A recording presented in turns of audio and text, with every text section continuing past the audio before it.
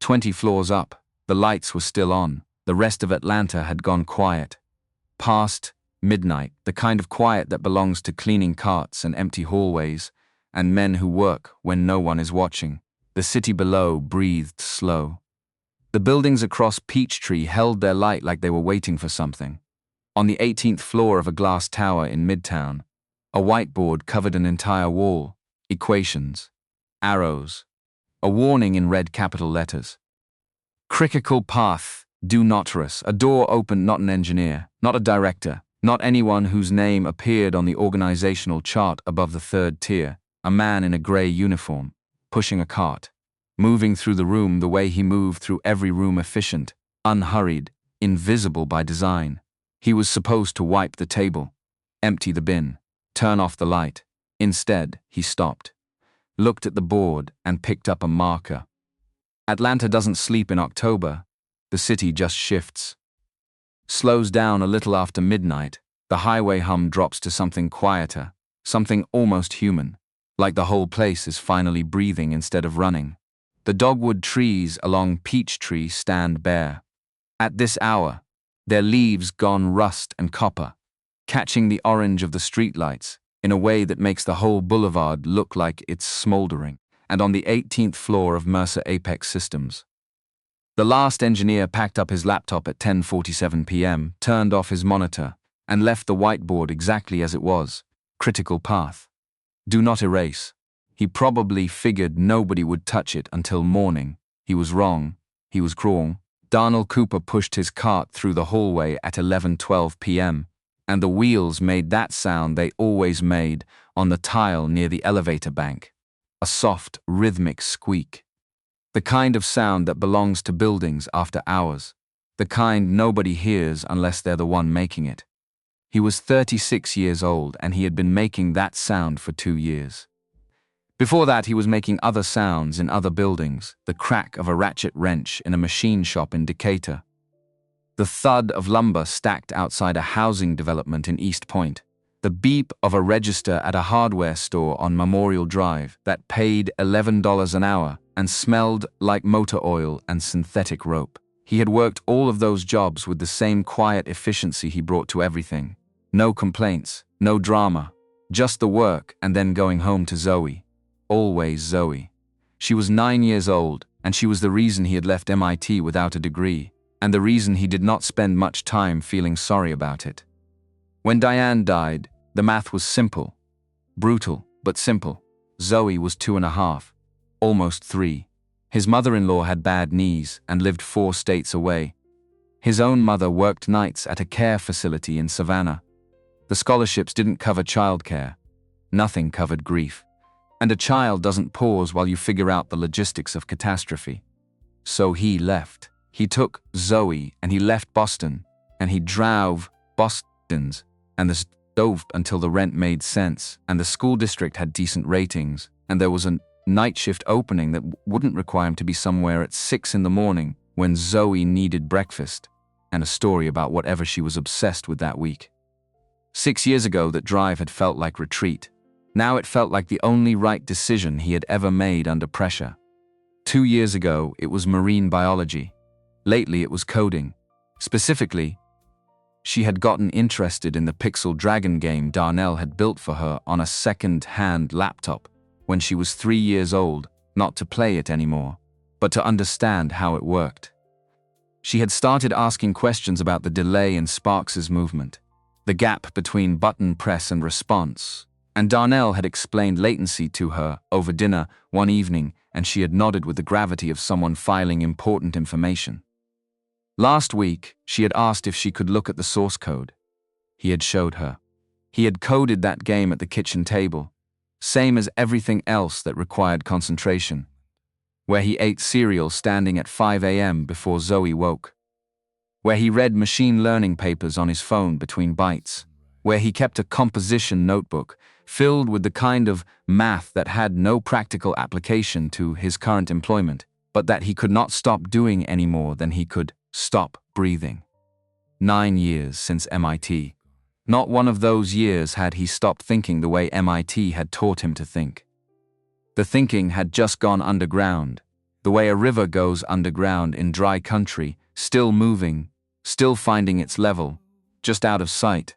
Terry Coleman had hired him knowing none of this. Terry was 55 and had supervised the night cleaning crew at Mercer Apex for 7 years. And his primary criterion for a new hire was whether they showed up and whether they could be trusted with a key. Darnell showed up. Darnell could be trusted. 2 weeks in, Terry gave him the key card to the 18th floor and said the engineering suite needed to be done by midnight. They were particular about their equipment. Particular was one word for it. The 18th floor was different from the floors below. The carpet was newer. The air smelled like server cooling and dry erase markers and the particular staleness of rooms where people worked too hard for too long. There were glass-walled conference rooms and a lab with equipment.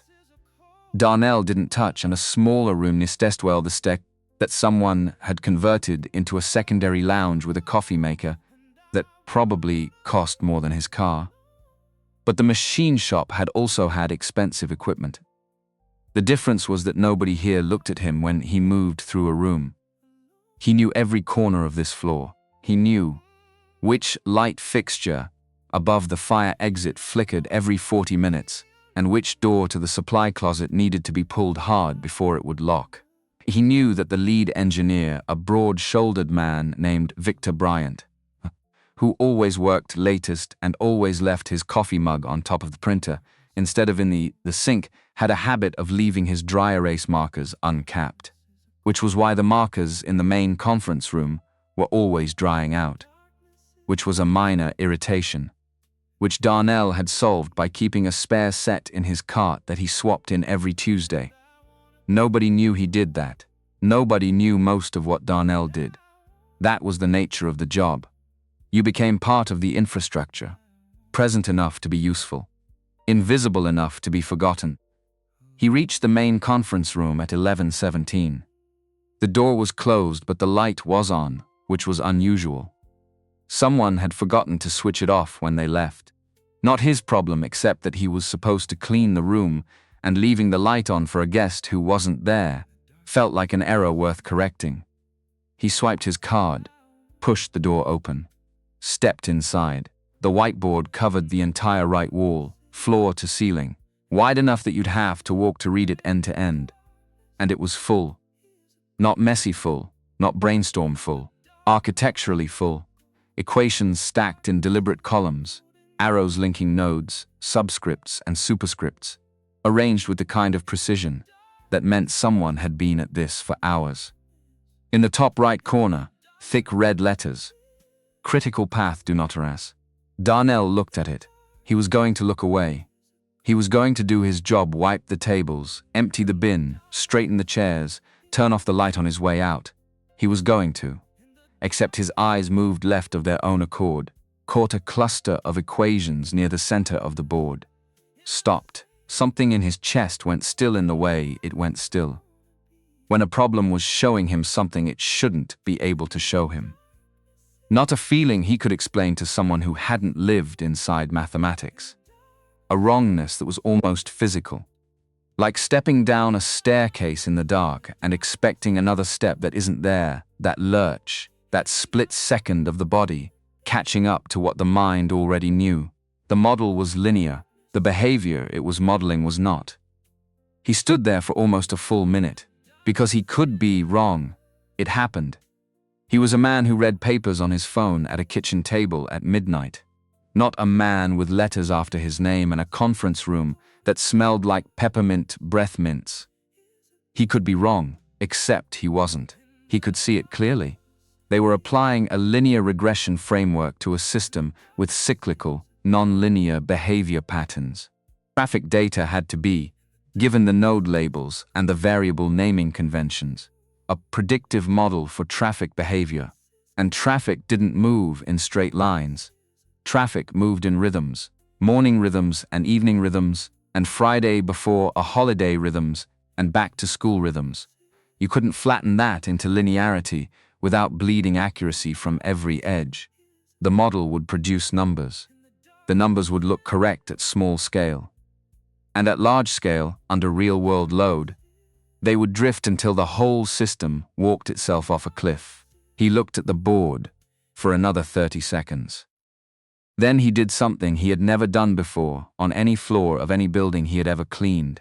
He picked up a red marker, not to erase, to annotate. He found a clear section of board near the problematic cluster, drew a sigmoid curve with careful strokes, labeled the X and Y axes, circled the two variables that had been transposed, and wrote 4 words in lowercase beside node 7, weighted node misaligned C7b. Then he stepped back, looked at it, thought about it, looked again, nodded once, put the cap back on the marker, set it in the tray. Then he finished cleaning the room, turned off the light, and pushed his cart back into the hallway. He had 3 more rooms before 4 a.m. Lorraine Mitchell did not sleep well on Wednesdays. This had been true for most of her adult life, and she had long since stopped trying to diagnose it. Wednesday was the hinge of the week, the day when the momentum of Monday and Tuesday ran up against the weight of everything still undone, and the collision was not comfortable. She lay in her apartment in Midtown and stared at the ceiling and thought about the federal demo and ran the numbers in her head for the 14th time that week and got the same answer she'd gotten the previous 13 times, which was that the answer was not good enough. The United States Department of Transportation didn't give second demos. You got your window, you showed them the system. It worked or it didn't. And if the predictive accuracy on live traffic data came in under 80%, the contract, the one she had spent 11 months negotiating, the one that represented the most significant federal relationship in Mercer Apex's 12-year history, would go to the team in Dallas who had pitched something shinier and slower. She had built Mercer Apex from a 2-bedroom apartment in Decatur, she and Gary Young. 12 years ago, when Gary was a systems engineer with a bad knee and good instincts, and Lorraine was 30 years old and had exactly 1 investor who believed in her and 17 who had passed. They had built it out of late nights and second-hand servers and the stubbornness of people who have already lost what mattered most and have nothing left to protect except the thing they're trying to build. 41 years old now.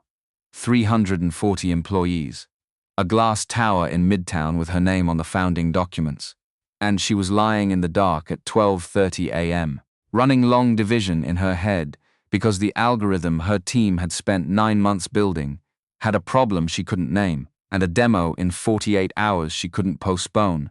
She was up by 5, at the office by 6:30. She did this, sometimes came in before the building came alive, before the badge readers started clicking and the elevator music started cycling. And Victor Bryant set up his triple monitor and made the entire floor smell like the dark roast blend he ordered from somewhere online that cost more per ounce than Lorraine's first car payment. The 18th floor was quiet, gray light coming through the eastern windows. Her footsteps on the tile, her keycard, the hiss of the conference room door. She reached for the light switch, turned it on, walked to the whiteboard with her coffee in one hand and her tablet in the other, stopped. There was new writing on the board. Red marker. Small, careful lowercase letters. A sigmoid curve drawn cleanly in a clear section to the left of the main cluster. 2 circled variables. 4 words near node 7. Lorraine set her coffee down. She read it once. Then she picked up her tablet and opened the simulation software and entered the corrections indicated by the annotations. Not because she was certain they were right, because she needed to know either way. 8 seconds. The accuracy bar moved. 18.4% improvement. Error reduction, 61.3. Latency down 22 milliseconds. She stood very still in the empty conference room with the morning light coming in gray, and, even through the windows and the tablet showing her numbers, she had spent 48 hours trying to produce herself. Someone had done this in the margin of someone else's work, in lowercase. At some point after 10:47 p.m., she looked at the annotation again. The hand was not any hand she recognized, not Victor's broad architectural print, Not Angela Thomas's left-leaning cursive. Not anyone on her engineering team. She pulled out her phone, called security, asked them to pull the camera footage from the 18th floor conference room between 10:30 and 4. The footage arrived in her inbox by 7:15, a man in a grey uniform, pushing a cleaning cart. He entered the room at 11:17, moved through his routine tasks with the efficiency of long practice, then stopped at the whiteboard, stood there for approximately 60 seconds without moving, then took a marker and wrote for 4 minutes 12 seconds. Replaced the cap, set the marker down, finished the remaining tasks in the room, turned off the light, left his face. When he glanced back at the board from the doorway, showed nothing except the focused neutrality of a man, checking whether he'd forgotten something. He hadn't forgotten anything. He'd left something behind. Lorraine called Gary before 8. Pull the employment file for the night cleaning crew, 18th floor. I need the name of whoever was on last night. A pause on his end. Good morning to you too, Lorraine. Good morning. The name, Gary. Give me 10 minutes. It took him 4. His voice came back with a different quality, careful, the way Gary got when information surprised him and he hadn't finished deciding what to do with it. Darnell Cooper. Been here 2 years. Terry Coleman's crew. Clean record. Strong evaluations. Terry actually flagged him as the most reliable person he's had in 7 years. Why does Terry give his cleaning staff security clearance to engineering floors? Standard protocol for late-night maintenance access. The conference rooms have motion sensor alerts that get disabled during authorized cleaning windows to avoid false triggers from the HVAC. Camera system logs access, but the monitoring room only has staff from 6 a.m. to 10 p.m. budget constraint from 2 years ago that we never revisited. Fix that after the demo. What else do you have on Cooper? Employment application says he attended MIT. Didn't finish. No degree listed. Lorraine was quiet for a moment. He improved our predictive model by 18% at 11:30 last night. A longer pause. Say that again. She said it again. The engineering team arrived at 8. Lorraine had rearranged the morning. No coffee small talk. No easing in. She put the corrected simulation results on the main screen before anyone had sat down fully and watched their faces process numbers that contradicted 9 months of their own work. Victor Bryant was the first to speak. He was 38, meticulous, Carnegie Mellon. The kind of engineer who treated intellectual precision as a moral position. He leaned forward, looked at the board, looked at the screen, looked at Lorraine. Who ran this simulation? I did. At 6:50 this morning, based on what parameters? Lorraine pointed to the annotations, the red marker, the sigmoid curve, the 4 words near node 7. Victor stood and walked to the board. Read it in silence. His jaw did something subtle, a slight tightening that Lorraine had learned, over 2 years of working with him, meant he was recalibrating rather than responding. He turned around. This isn't from our team, no. Then who? The man who cleaned this room last night. The silence in that room was the kind that happens when smart people encounter information that doesn't fit any available category. Not disbelief exactly. More like a hard system reboot. People who build their professional identity around intelligence have a specific reaction when intelligence arrives from a direction they didn't anticipate. It looks like stillness. It is not stillness. Victor's voice came out careful and controlled. You're telling me a janitor corrected our algorithm. I'm telling you someone with a marker. And 4 minutes corrected an error that 11 engineers missed in 9 months. She let that sit. The question I'd like answered is not who he is.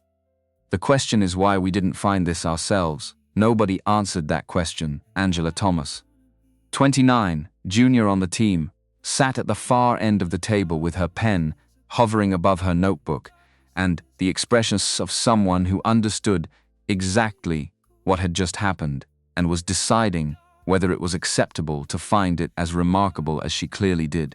She looked at the board, looked at her own notes from 3 weeks ago, set her pen down. Victor sat back down. We should validate independently before the demo. I already did. Angela, run your own validation this morning. I want a second set of numbers by 10. Angela's pen moved. On it. And I want everyone to understand something. Lorraine's voice didn't rise. It never did, which was part of why people paid attention when she spoke. Tomorrow afternoon we stand in front of Kathleen Robinson and the Federal Review Committee with a system that works, or a system that doesn't.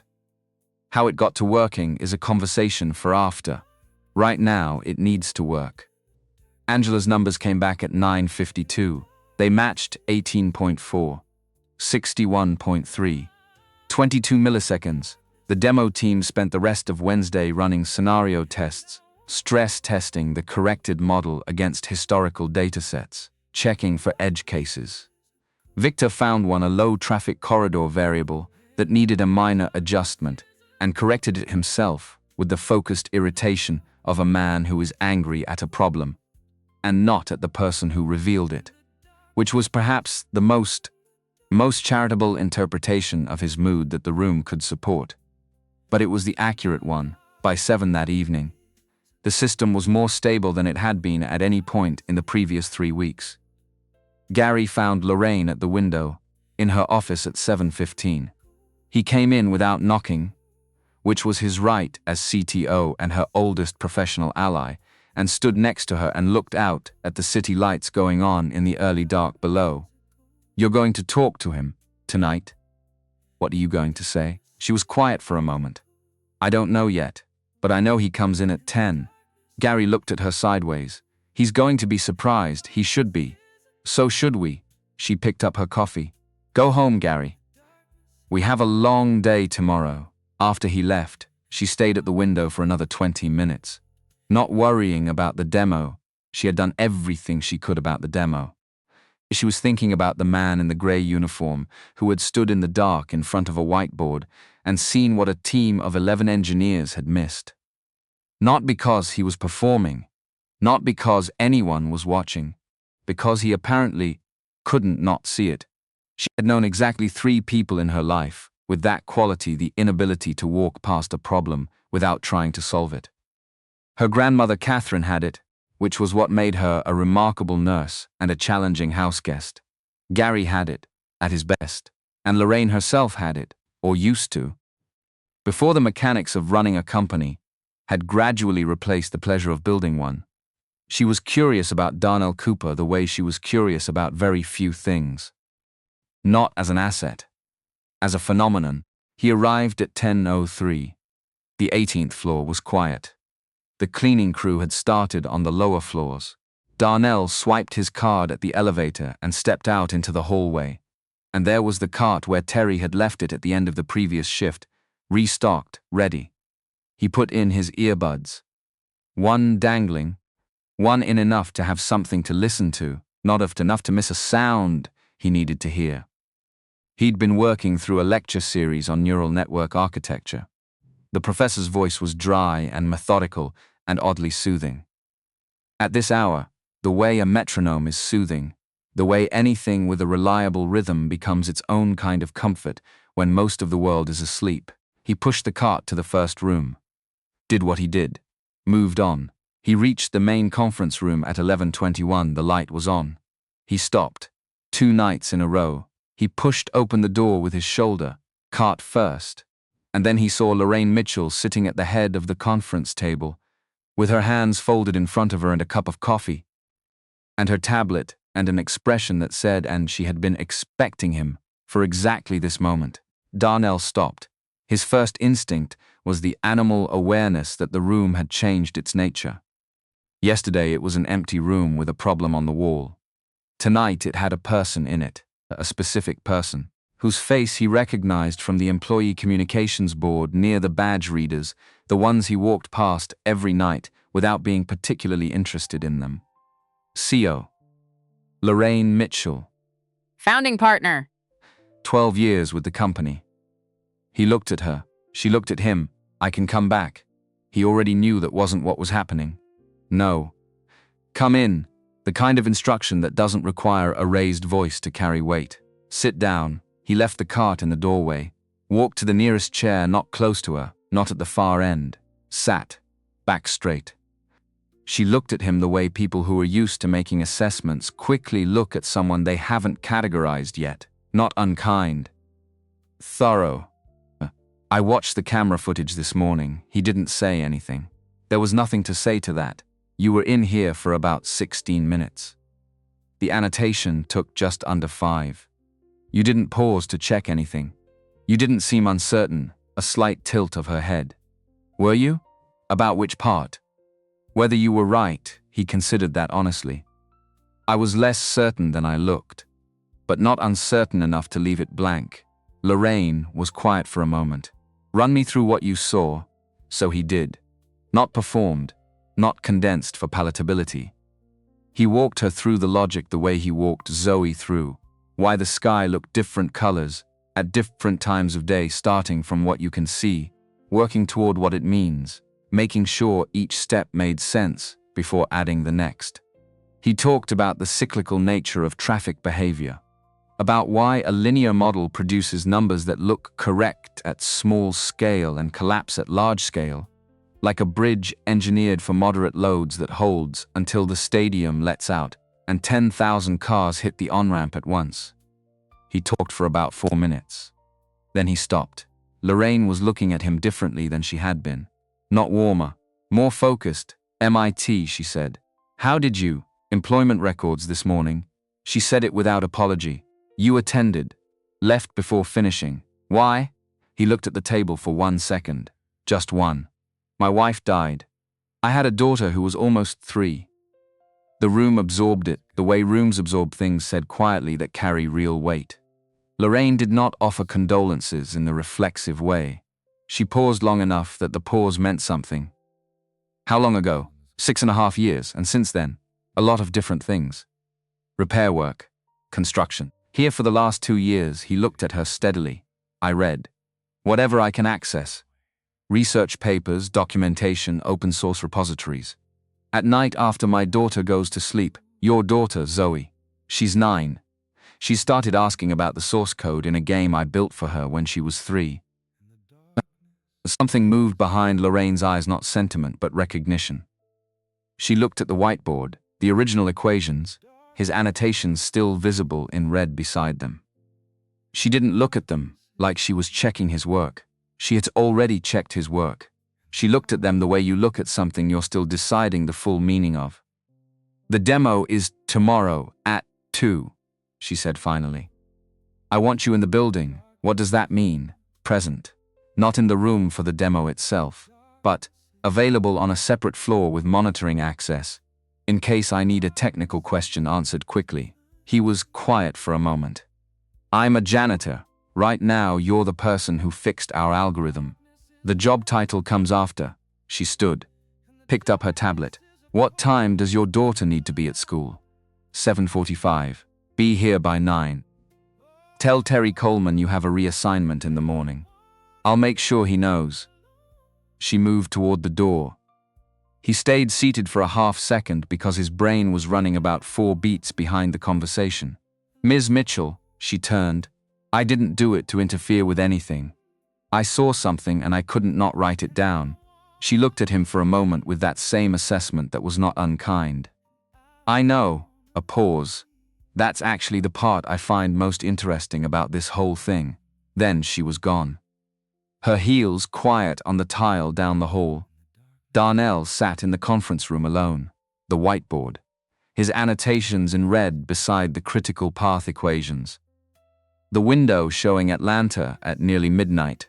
Lights on in the buildings across the street where other people were working late for reasons he would never know. He got up, finished cleaning the room, pushed the cart back into the hall. He had 4 more rooms before 4. He didn't tell Zoe that night.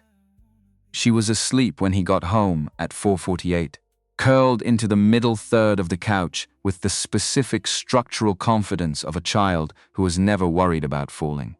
Her composition notebook, she'd started keeping one, copying him. Copying was on the floor, where it had slipped from her hand. He put a blanket over her and set the notebook on the coffee table and stood there for a minute doing inventory. She was breathing. She was fine. Everything else was secondary to that. He ate cereal over the sink. read for 40 minutes, slept for 3 hours, got up at 8, made Zoe's lunch peanut butter on toast cut diagonal because she had opinions about sandwiches, an apple, a juice box, and a note in the bottom of the bag that said if the code isn't running, check the brackets first because this was currently her preferred form of philosophical encouragement. Dropped her at school. She hugged him around the middle with her whole body, the way she'd done since she was small, like anchoring. "You're different today," she said into his jacket. "I'm the same as always." She pulled back and looked up at him with the specific evaluative gaze of someone who has been studying his face for her entire conscious life. No. Something happened. She wasn't asking. Good something or work something? Might be both. She nodded, satisfied with the honesty. Then she turned and walked through the gate with the total forward momentum of a person who has already decided what kind of day she's going to have. He watched her go. 9 years old and already keeping a composition notebook. He drove to Mercer Apex. The demo was at 2. He spent the morning in a small conference room on the 16th floor with a laptop and a connection to the monitoring dashboard. Not the main room, not the room with the federal committee and Lorraine and Kathleen Robinson, who he would not meet for weeks, just a screen. Numbers updating in real time. He sat with his composition notebook open on the table and watched the dashboard. The system ran the initial demonstration sequence. Numbers moved. He made notes. He was watching the response pattern in the feedback loop, a potential drift vector that would only matter if the committee asked for live data. A different problem from the one he'd fixed on the whiteboard. Not a crisis, a contingency. He wrote it in the notebook, labeled it, considered it from 3 angles. At 2:47 p.m., his phone buzzed. Unknown internal extension. They asked for live data. Angela Thomas's voice, tight and efficient. "We're pulling the live Atlanta traffic feed. Can you look at the loop response on the dashboard?" He was already looking. "I see it. The drift is minimal. You have about 40 seconds of stable window before it starts showing. What do we do?" "Nothing. Let it run. The window is enough." He watched the numbers. It's going to look clean to them. 7 seconds of silence. The feed on his dashboard updated. "It's clean," Angela said. "They're looking at it. It's holding." He exhaled through his nose. "Put the notebook down, thank you," she said. Not warmth, a professional who had needed information and gotten it. But she had said it, which was something. He stayed in the room until 4:30. The committee wrapped. The review team left. He watched the numbers stabilize, and then he packed up his notebook and took the elevator down and walked out into an October afternoon in Atlanta, where the light was the specific gold of late afternoon in the South, long and warm and faintly sorrowful, like the season making its case before it left. He sat in his car for 10 minutes. He knew a federal demo had gone well. He knew a hinge had turned somewhere in a room he hadn't been in. He knew that Lorraine Mitchell had put him in position to be unsolved today, and that he had been useful, quietly from a different floor. He knew he had a shift starting at 10, and Zoe needed dinner at 6, and Patricia Johnson downstairs had agreed to sit with her until he got back. He drove home, made rice and chicken, helped Zoe debug a loop in a simple program she was writing, her first real attempt. 8 lines of Python that was supposed to count to 10 and currently counted to 9 because she'd used less than instead of less than or equal to. He showed her the fix. She stared at it for a moment and then said, "That's the same mistake as a fence with 1 post too few." He looked at her. "Off by 1 error," she said. I read about it. He was washing dishes when his phone buzzed. A text from an internal Mercer Apex number he didn't recognize. "Tomorrow morning. Terry will have a message for you." He read it twice. Put the phone face down on the counter, dried his hands. Looked out the kitchen window at the Atlanta night. The buildings of Midtown visible from here on clear evenings. Their lights stacked up against the dark like a problem waiting to be solved. Monday arrived the way Mondays arrive, when something has shifted beneath the surface, looking exactly like every other Monday, but carrying different weight. Same drive, same parking structure, Same badge reader at the entrance.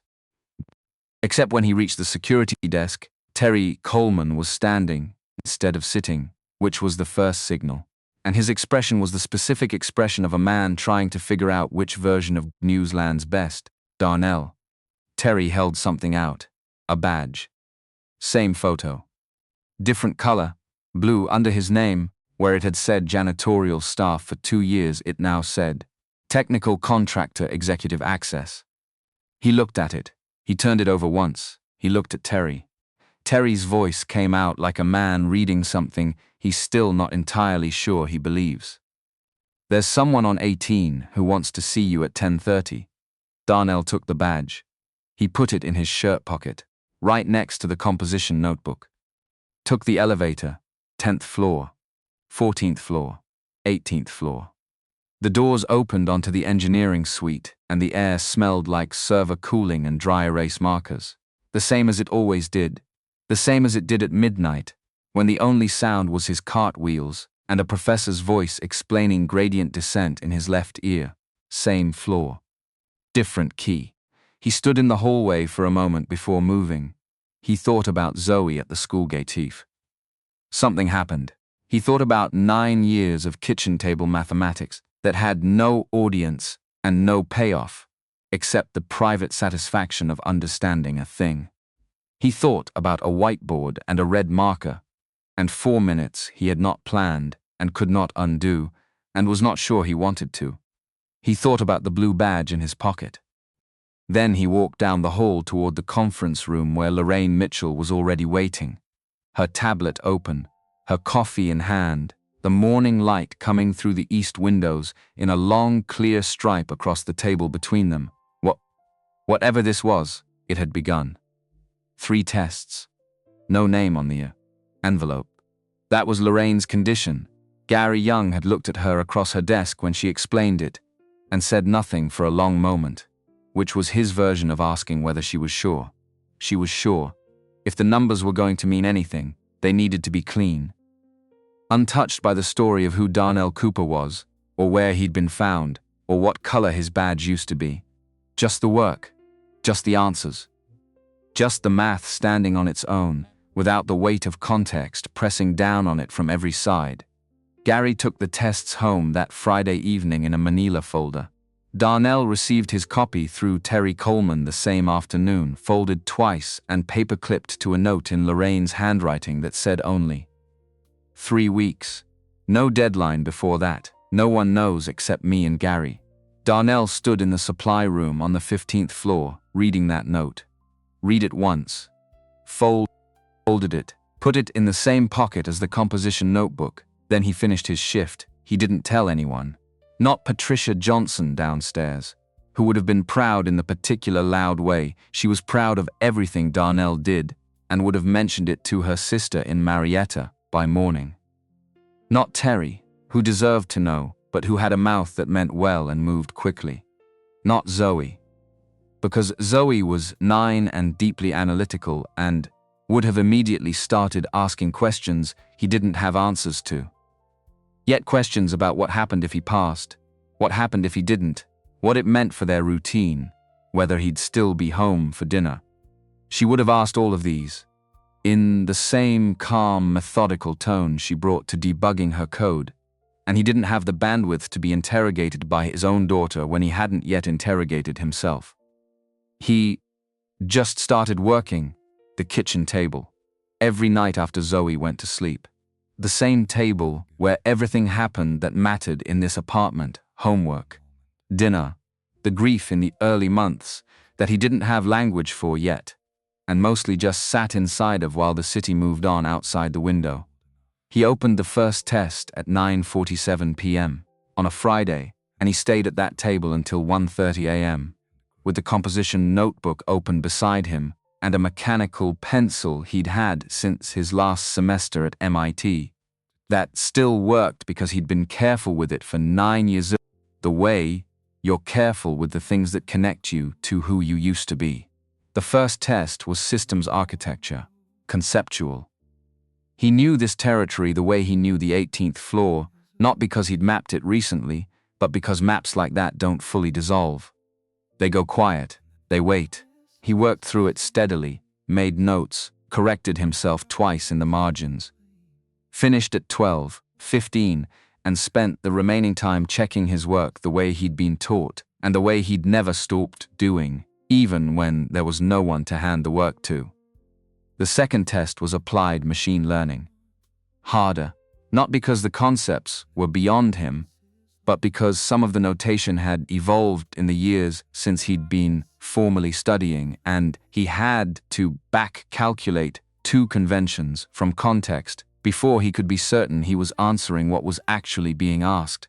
He spent 40 minutes on one problem, not stuck, thinking. There was a difference, and he had learned a long time ago not to confuse the two. Stuck was when the path closed.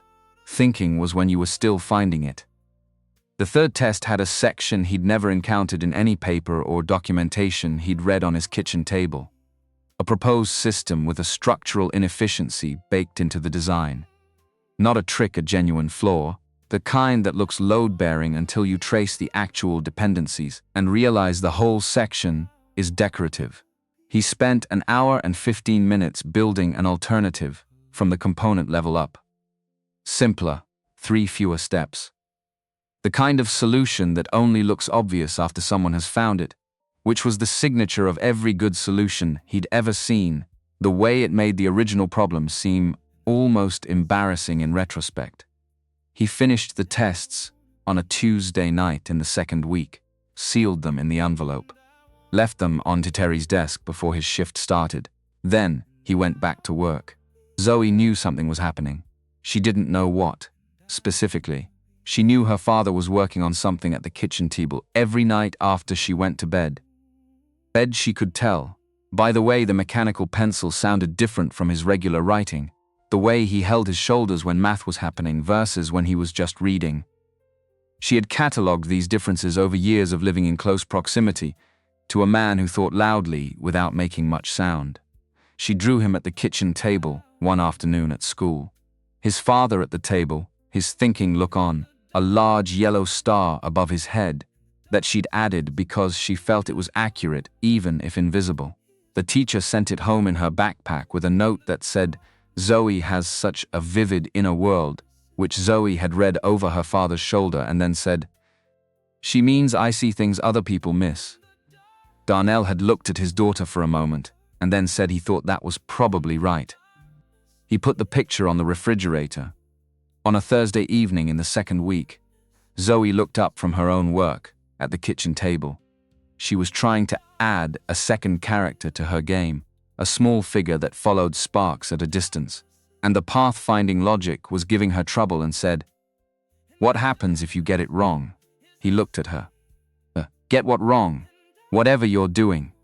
She nodded at the papers in front of him. "The serious stuff. Then I learn what I did wrong and I try again." She absorbed this. "That's the same as debugging," she returned to her screen. "I've rewritten this path-finding function 4 times.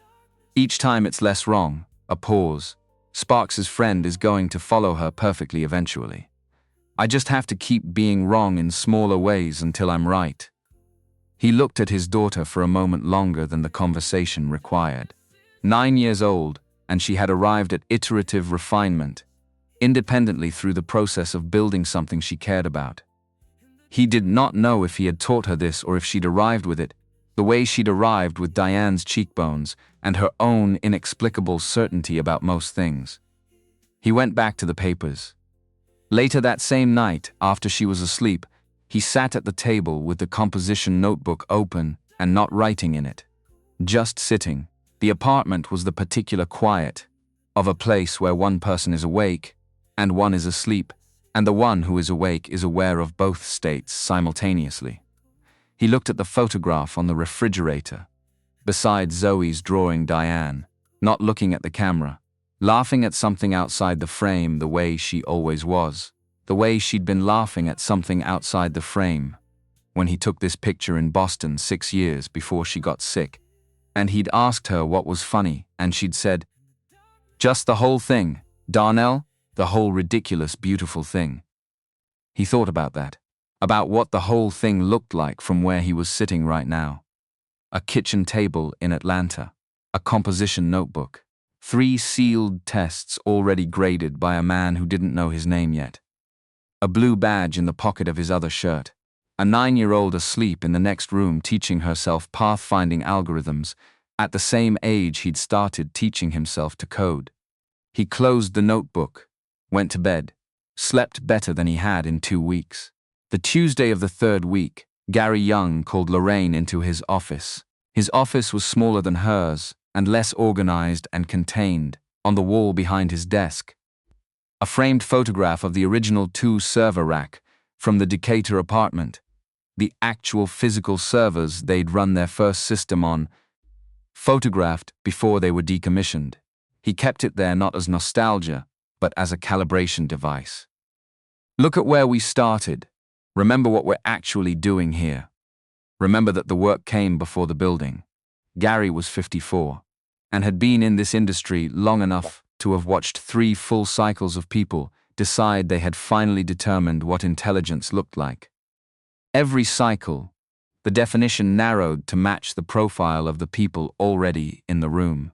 Every cycle, people who didn't match that profile got moved to different rooms.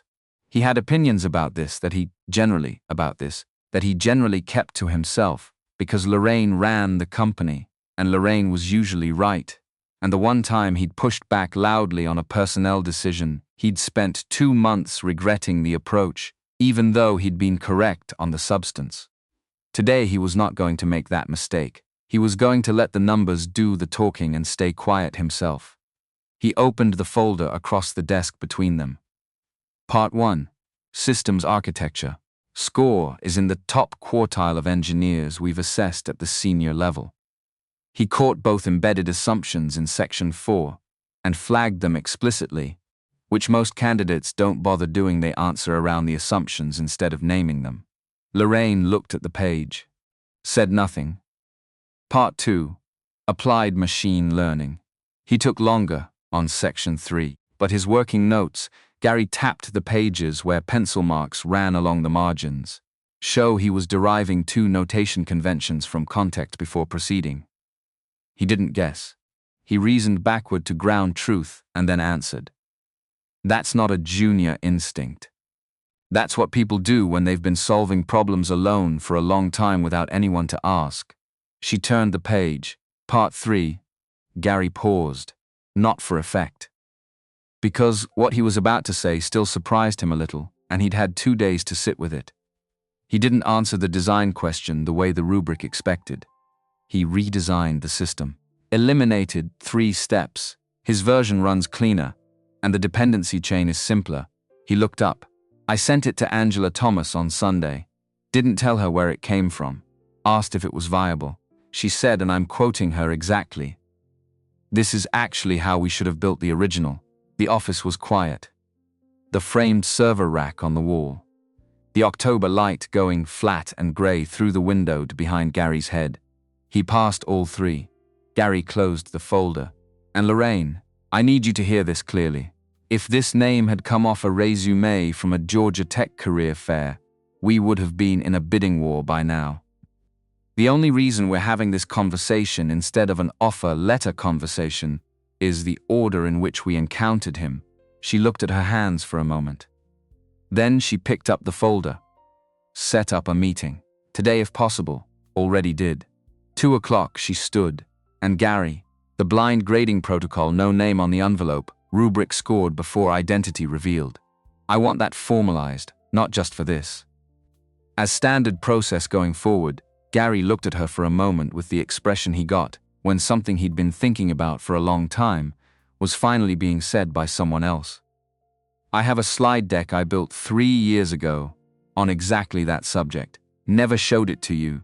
She stopped at the door. Why not? Because you weren't ready to hear it yet. The system was working well enough that the cost of changing it felt higher than the cost of keeping it. He held her gaze. It's not working well enough anymore. She nodded once. Went to prepare for the 2 o'clock. Darnell came to the meeting in the same button-down shirt he'd worn to the demo morning. He didn't own a blazer. He'd considered buying one, and then decided that Buying a blazer to prove he belonged somewhere was exactly the kind of logic he didn't want to operate on. He showed up as himself. If that wasn't what the room required, better to know early. Gary was there, which surprised him. He'd expected only Lorraine. Gary stood and extended his hand first, which surprised him more. Gary's handshake was the handshake of a man who has built things with his hands and remembers it. Lorraine didn't do preamble. You passed all 3 tests. Part 3 at a level above the rubric expected. She set the folder on the table. Lead technical consultant. Reporting to me and Gary. Compensation is on page 2. She slid the folder across. Read it here or take it home. He opened it. Read the number on page 2. He'd been about to say that's not necessary, and he recognized even as the words formed that this was the thing a person said when they'd spent so long not expecting to be valued that being valued felt like an accounting error someone needed to correct before it caused problems. He did not say it. He looked at the number again. Thought about Patricia Johnson downstairs and what it would mean to pay her a real rate for the hours she'd given him over 6 years. Thought about Zoe's composition notebook, which was the cheap kind from the pharmacy, and whether she'd notice if he replaced it with the kind that had better paper. Thought about the MIT extension program for alumni re-entry that he'd bookmarked 11 months ago and not opened since, and whether bookmarking something you haven't opened in 11 months constitutes hope or just the memory of hope. One condition, Lorraine said. He looked up. You keep your access to 18. Full building clearance stays. Not because we need you to clean anything. Because I want you to be able to move through this building without asking permission. She held his gaze. People who see clearly tend to see better when they're not confined to a single sightline. He thought about that for a moment. What about Terry's crew? Terry knows. He's not losing a position. You're being moved to a different one. He nodded slowly, picked up the pen from the table and signed on the indicated line and slid the folder back. Gary clapped him once on the shoulder on the way out. Not performative, the acknowledgement of one person to another that something real had just occurred and both of them knew it. Darnell took the stairs back down, not because the elevator was slow, because he needed the 18 floors to let the reality of the last 3 minutes settle into something he could actually carry without dropping it. He called Patricia Johnson from the parking garage. I need to tell you something and I need you to let me get through it before you respond. A pause. Then Patricia's voice, careful and warm in the way she'd been careful and warm with him for 6 years. Go ahead, baby, he told her. Not everything, the compressed version, the whiteboard, and the tests and the meeting and the number on page 2. It took 4 minutes, another pause. Then, are you telling me they hired you to do the math? That's one way to put it, Darnell Cooper. Her voice did something complicated that was either an attempt not to cry or an attempt not to shout, and was probably both simultaneously. Diane would be, she stopped, started differently. You need to go get Zoe and tell her, I know, and bring that child some real pizza tonight. Not the frozen kind, I will. And don't you go in early. You take tonight. He looked at the concrete ceiling of the parking garage. The fluorescent light above the elevator that flickered whenever a car came in too fast. The absolute ordinariness of everything around him in the moment when something large had changed. I already called Terry, he said. I'm off the rotation until Monday. Patricia made a sound somewhere between approval and benediction. Then the line went quiet, and he heard her, just barely, say something that wasn't directed at him. Something that sounded like, Diane, you see your man? He sat in his car for another minute. Then he drove to get Zoe. She was in the after-school program's back room when he arrived, sitting at a table with 2 other kids, all 3 of them looking at something on a tablet. She looked up when he appeared in the doorway, looked at his face, stood up without saying goodbye to the other kids, which was unusual. Zoe had very specific social protocols about proper exits. Something happened, she said. Good something, she processed that. How good? Scale of 1 to 10? Yeah, 11. She stared at him for 3 full seconds. Then she walked over and took his hand and said, "Tell me in the car. I want to be sitting down." He told her in the car. She listened without interrupting, which was also unusual.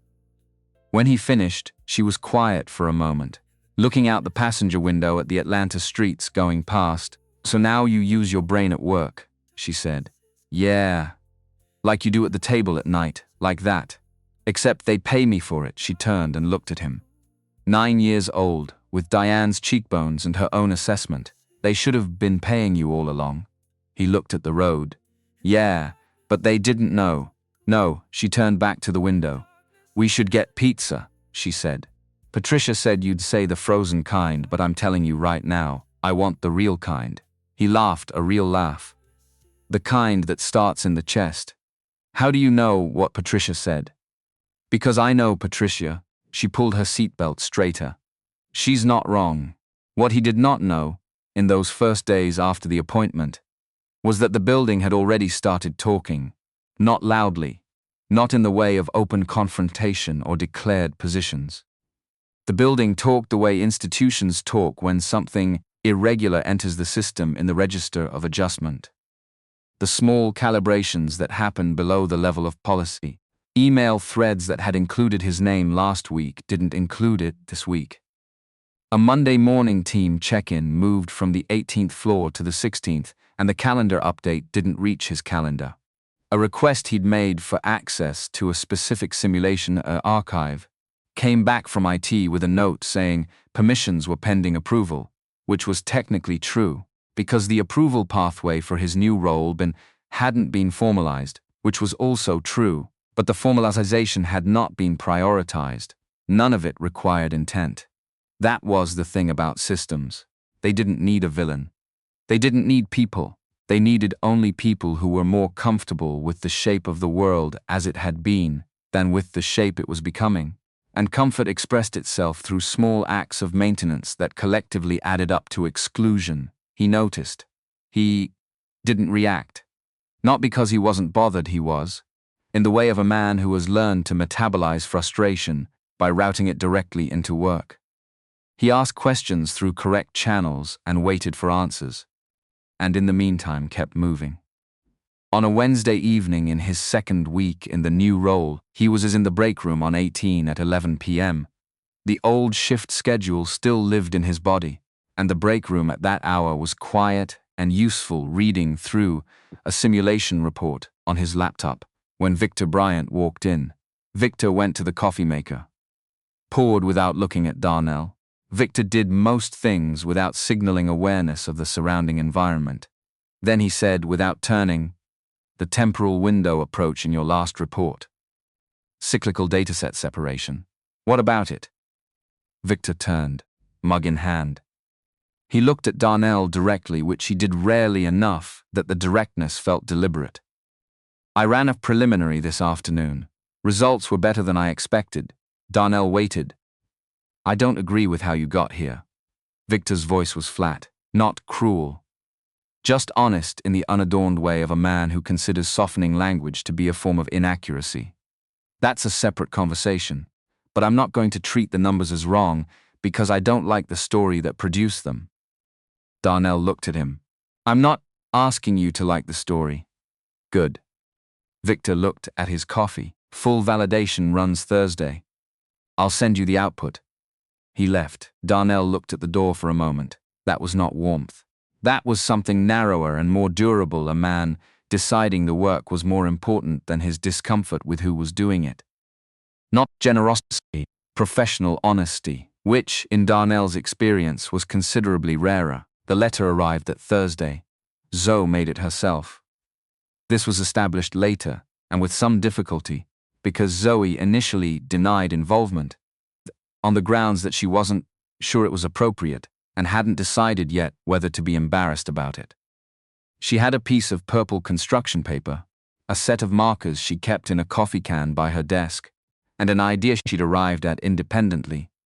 One afternoon, while Darnell was in a meeting on the 18th floor, and she was at Patricia Johnson's kitchen table, doing homework, Patricia had offered to mail it. Zoe had insisted on hand delivery. by which she meant Patricia would bring it to Mercer Apex's front desk, because Zoe had a theory that handwritten physical letters carried different weight than anything transmitted electronically. This was a theory she'd gotten from her father, who had mentioned it once in passing and apparently not realized he was establishing a principle. The front desk brought it up to Lorraine's assistant, who set it on the corner of Lorraine's desk, with a look that was professionally neutral and privately uncertain about the correct protocol for hand-delivered crayon correspondence addressed to the CEO. Lorraine found it at 5:40 p.m. when the last call of her day had ended, and she was alone in her office, with the Atlanta evening going gold outside the window. The envelope was purple. Her name was written on the front in careful block letters that had been retraced for emphasis. To MS, Lorraine. Inside, purple construction paper folded once. A drawing, a woman with a black suit and hair up, standing beside a man holding a notebook. Both figures smiled with large curved mouths. Above them, hand-printed stars. Below, in the careful, slow handwriting of a child who was working hard and knew it. Thank you for letting my dad use his brain at work. He hums when he does math. He hasn't hummed in a long time. Now he does again. Zoe, age 9. Lorraine read it, then read it again. She was still holding it when she became aware that she'd walked out of her office and down the hall, and was now sitting on the bench near the elevator bank, beside the potted plant that nobody watered enough. Her heels were off. She didn't remember taking them off. The construction paper was in her hand and the hallway was empty because it was 5:45 and the floor had been clearing out for an hour. She had a list of things she didn't do in professional spaces. It was detailed and it had served her well for a long time. But the list had not accounted for a 9-year-old's letter about humming. He hums when he does math. He hasn't hummed in a long time. She sat there for 11 minutes. Alone with the potted plant and the elevator hum, and something she hadn't felt in long enough that she wasn't immediately sure what to call it.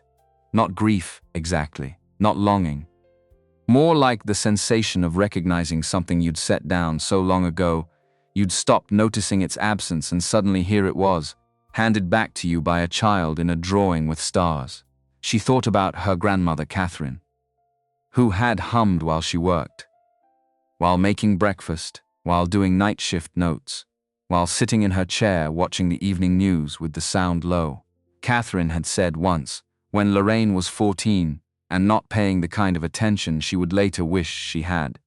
A person who hums is a person who is still themselves, baby. When the humming stops, that's when you start worrying. Lorraine had been 14. She had nodded and not understood and moved on to something else. She understood it now, sitting in a hallway in Midtown Atlanta at 5:45 in the evening, with purple construction paper in her hands and her shoes off. She sat there until the hallway lights clicked to their night, setting lower, warmer. Then she put her shoes back on. She walked back to her office. She picked up her phone and made a call she had been putting off for 9 months. Her cousin Wendell answered on the second ring. Surprised.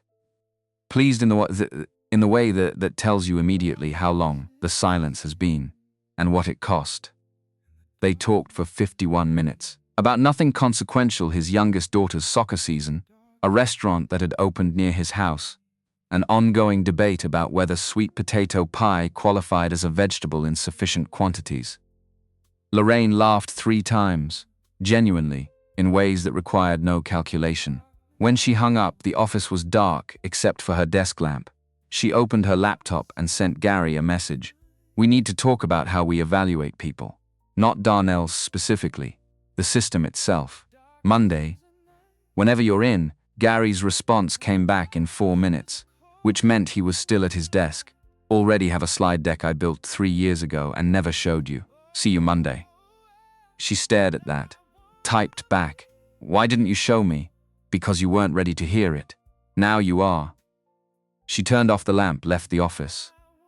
In the elevator down to the parking level, she looked at her reflection in the steel doors, her face less managed than usual, something in it she didn't immediately recognize, but decided not to analyze tonight.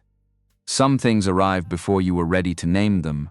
She drove home, made tea, went to sleep before midnight for the first time in 2 weeks, which was its own kind of evidence.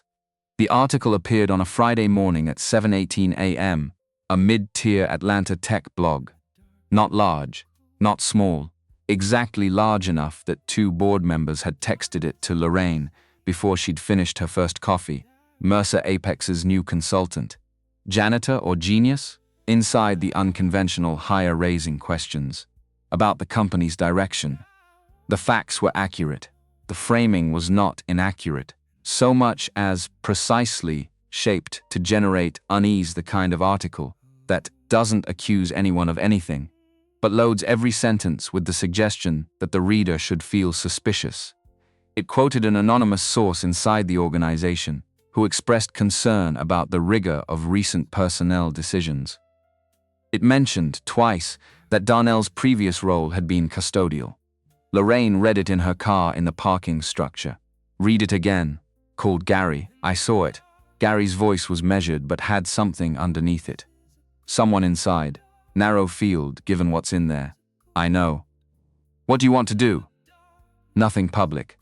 This week I want Angela's validation on the temporal window, the Q3 accuracy benchmarks, the committee feedback from the federal demo.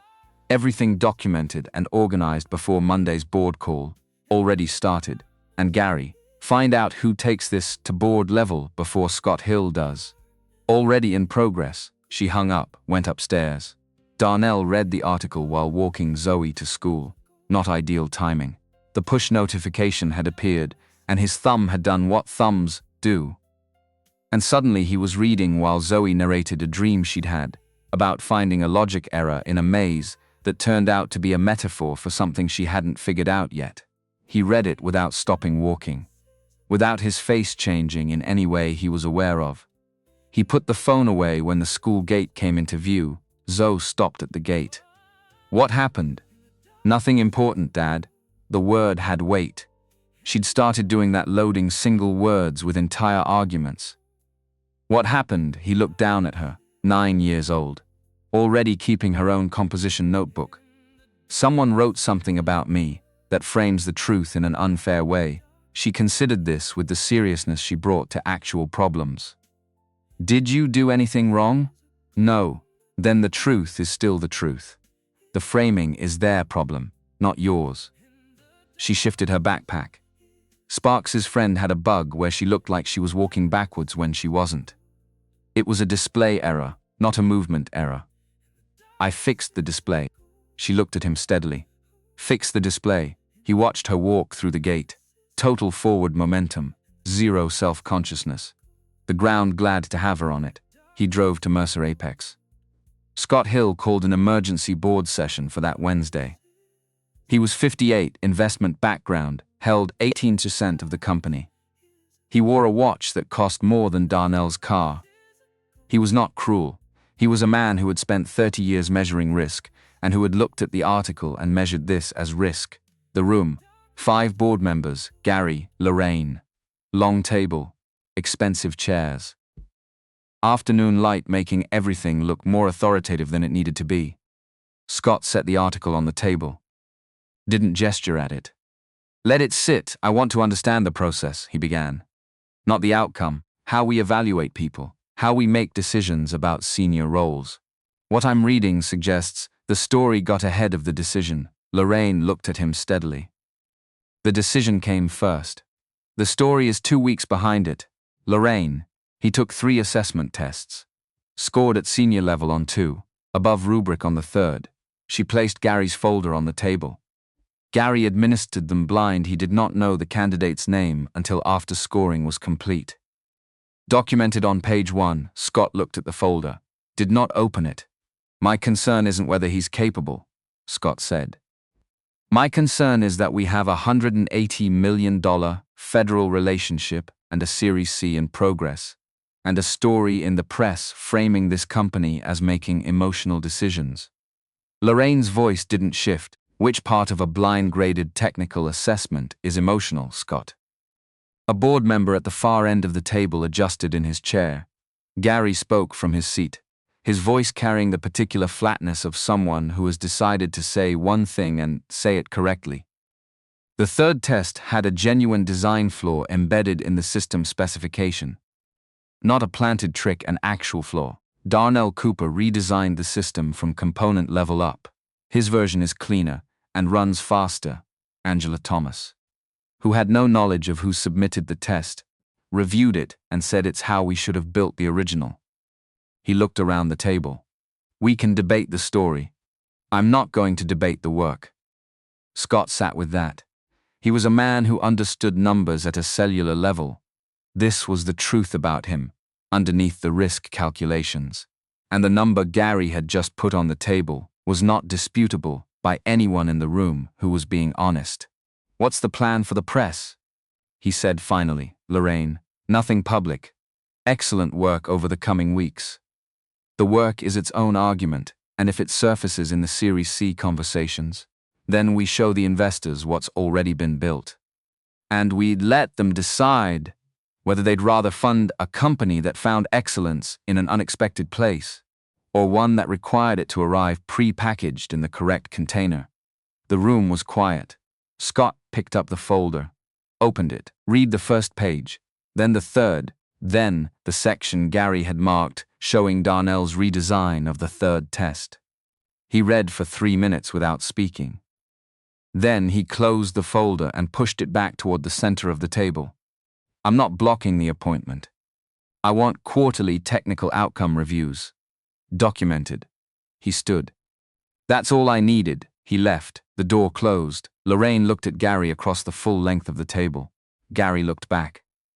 Neither said anything, which was the privilege of 12 years of building something together, the ability to have a conversation without sound and understand it completely. The week after the board meeting, Victor sent the temporal window validation results. Darnell opened the email on a Thursday afternoon and read the numbers twice. The improvement was 23% over the existing model, better than his preliminary had suggested. Not because he'd been wrong about the direction, but because Angela had refined the implementation in ways he hadn't anticipated. She'd added a calibration layer that smoothed variance at the edges of each window, a solution that was more elegant than what he would have built, and that made the entire architecture significantly more robust. She had taken his structure and improved it. That was how good work was supposed to move, he replied. Angela's calibration layer is the reason this performs at this level. Her name should be first on the write-up. 3 minutes later, Angela replied, which she didn't usually do directly. Victor already flagged it that way. Your name's in the second line. Hope that's okay. He looked at that for a moment, thought about a man who had opposed him in that conference room 3 weeks ago, and had quietly, without announcement, made sure credit landed where it belonged. More than okay, he typed back. He closed the laptop and sat in his corner office, a small room on 18, one window facing east, and let the afternoon settle. There was a satisfaction in this that he hadn't named yet, because naming it still felt presumptuous. Not triumph, not even pride. More like the sensation of a thing that had been open for a long time beginning, slowly and without ceremony, to close. He called Patricia at 4:30. Is that good? She said, after he told her about the numbers. It's very good. Does it mean they stopped trying to edge you out? He laughed, a real one. I don't know, but it makes it considerably harder. Good. A pause. Zoe made you something today, by the way. You're on a rocket. Why a rocket? I asked her. She said, because you finally have the right fuel. Patricia's voice softened. She's right, you know. He sat with that. A 9-year-old's theory of combustion applied to her father's life. Not wrong. Actually, not wrong at all. The invitation from Lorraine came on a Monday morning, not a calendar block. Not a meeting request with an agenda, a text, 8:14 a.m. The annual investor summit is 6 weeks out. I'd like you to present, not a panel. Not a secondary slot. Main stage. 20 minutes. Your story and what you've built. No script, no handler. Nothing prepared except what you already know. He read it at the kitchen table. Zoe was eating cereal across from him, watching his face with the alertness she showed whenever it did something worth cataloging. "What is it?" He set the phone down. "Big thing. Good big or complicated big?" "Both," she nodded, returning to her cereal. "Those are the ones that matter," she said to the bowl. Sparks's hardest levels are always both. He picked up the phone. The cursor ready, he typed, "I'll do it. One condition. No teleprompter, no one in my ear. No version of me that isn't the version that showed up with a mop." The response came back in under a minute. "Agreed. Be the version that saw what we missed." That's the one they need to hear from. He set the phone down. 6 weeks. 6.5 years since Diane. 9 years since he'd left Boston with a car seat in the back and a daughter and a grief he didn't yet know the full dimensions of. 6 years of kitchen table mathematics done in the hours between Zoe's bedtime and his own, with a composition notebook and a mechanical pencil, and no audience and no payoff except the private satisfaction of still being himself. 6 weeks. He got up and walked Zoe to school. That night, after she was asleep, he sat at the kitchen table, with the notebook closed in front of him, just sitting. He looked at the photograph on the refrigerator, Diane, not looking at the camera, laughing at something past the frame. Just the whole thing. Darnell. The whole ridiculous, beautiful thing. He thought about standing on a stage in 6 weeks in front of 500 people, with the particular armor that comes from being in rooms where everyone else is also armored. He thought about what he had to say to those people, and whether any version of the truth he carried would survive that air. He thought about the whiteboard, the red marker, 16 minutes in a room where nobody expected him to do anything except straighten the chairs. He opened the composition notebook. He didn't write a speech, he wrote a question, the same one he'd been carrying without fully articulating for 9 years. What does it cost to make someone invisible, and who pays that cost? He stared at the question for a while. Then he closed the notebook and turned off the kitchen light. For the first time in longer than he could precisely name, he went to sleep before midnight without setting an alarm. The morning was going to come regardless. Some things didn't need to be managed. They just needed to be walked toward. 6 weeks is not a long time, unless you're preparing to stand in front of 500 people who measure the world in quarterly returns and tell them something they didn't come to hear. Then 6 weeks is approximately 4 weeks too short and 2 weeks too long. Too short because nothing feels ready. Too long because everything that isn't ready just sits there, watching you from across the kitchen table every night after your daughter goes to sleep. Darnell didn't write a speech. He'd decided that early and held to it. A speech was a performance of someone who had prepared to seem natural, which was the exact opposite of what Lorraine had asked for, and the exact opposite of what he actually was. He knew how to talk. He'd been talking to Zoe about complicated things in simple language since she was old enough to ask questions, which was approximately from the moment she could form sentences. He knew how to make a thing land. What he didn't know was whether a room full of people who had spent their careers being addressed by other people exactly like themselves would have the receptors for the frequency he was going to broadcast on. That question he couldn't solve in advance. So he stopped trying to solve it and started doing what he always did when a problem resisted direct approach. He worked on the thing next to it and let the original problem come into focus on its own. What he did instead, in the 6 weeks between Lorraine's text and the summit, was work. Not because work was an escape, because the work was the argument. Every result Angela's team produced using the temporal window model was another sentence in a case that didn't need him to make it.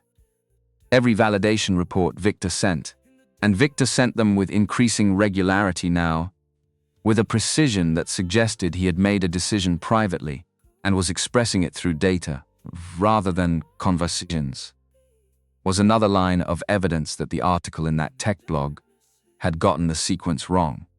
The story said the hire was a risk. The numbers said the hire had already paid out. Numbers didn't need a spokesperson. He understood something about Victor Bryant during those 6 weeks that he hadn't fully understood before. Victor wasn't protecting himself. He was protecting a system he'd built his professional identity inside of a system with a specific grammar, specific credentials and processes and stages that meant something had been earned in a legible way. When Darnell had arrived at a conclusion Victor hadn't reached, he hadn't just solved a problem. He'd made a claim on that system's territory without using the system's language.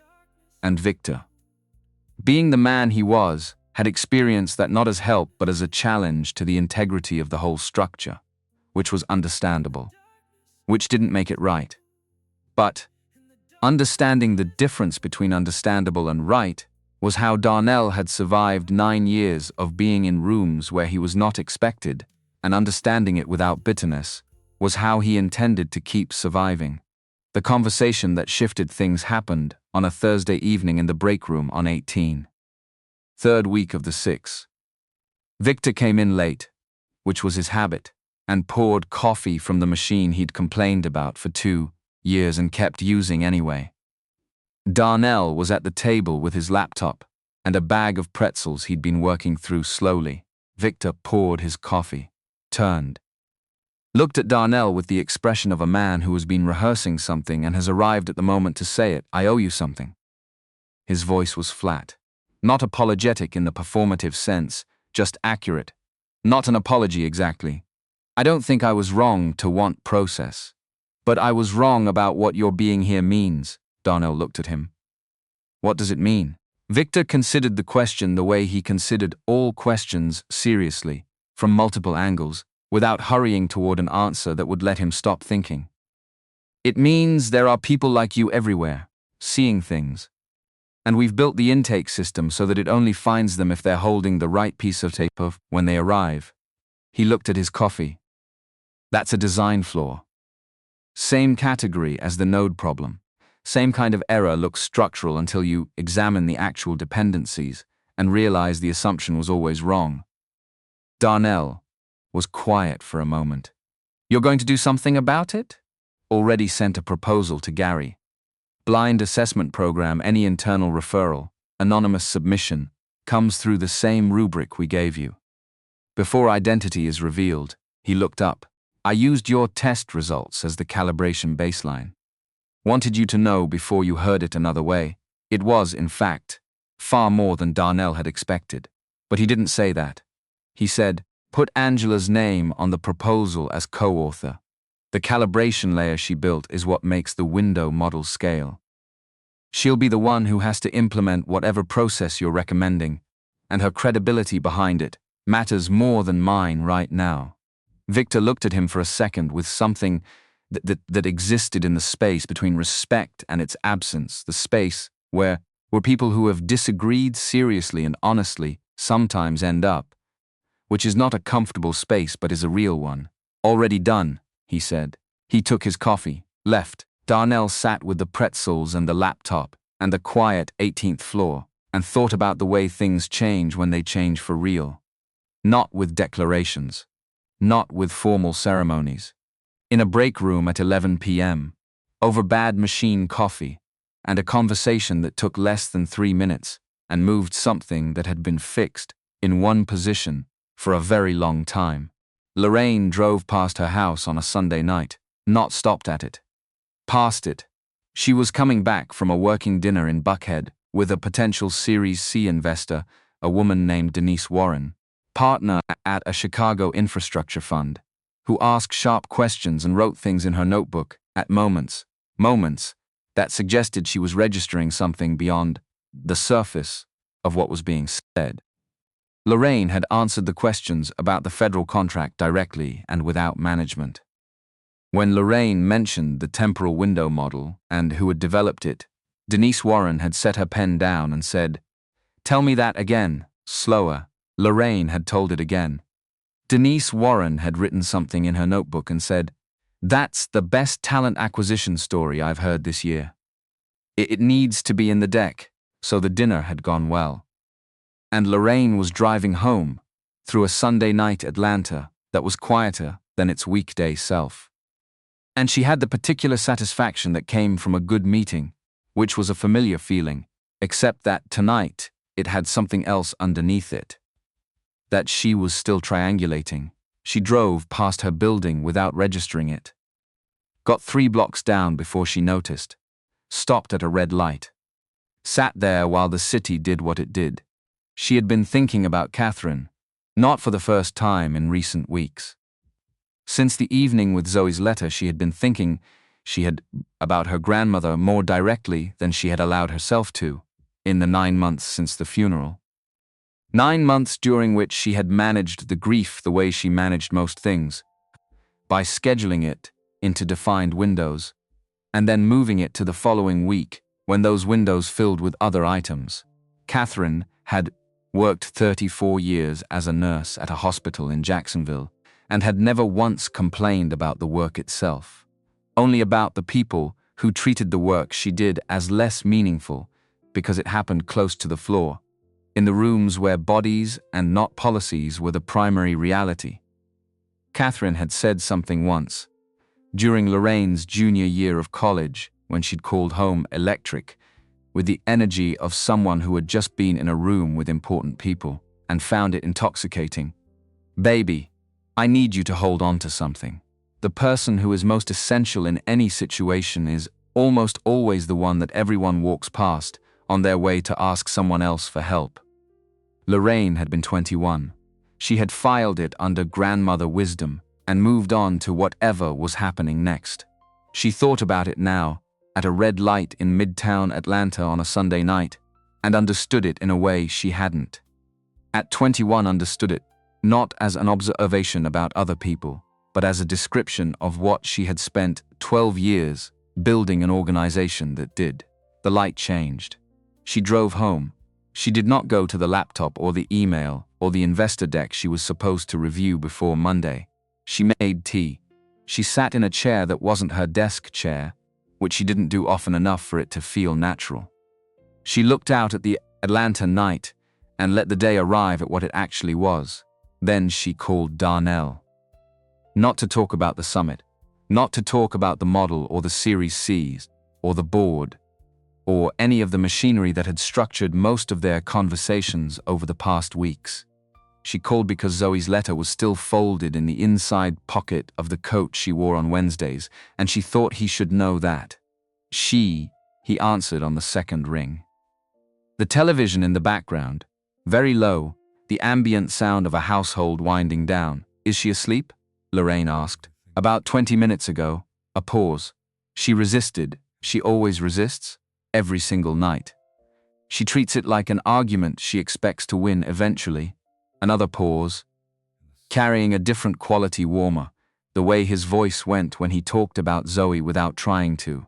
"This week, she informed me that sleep is just your brain filing things away, and she doesn't see why it has to happen in the dark lying down." Lorraine made a sound that was entirely involuntary. "She's 9, I know. She has opinions about the design."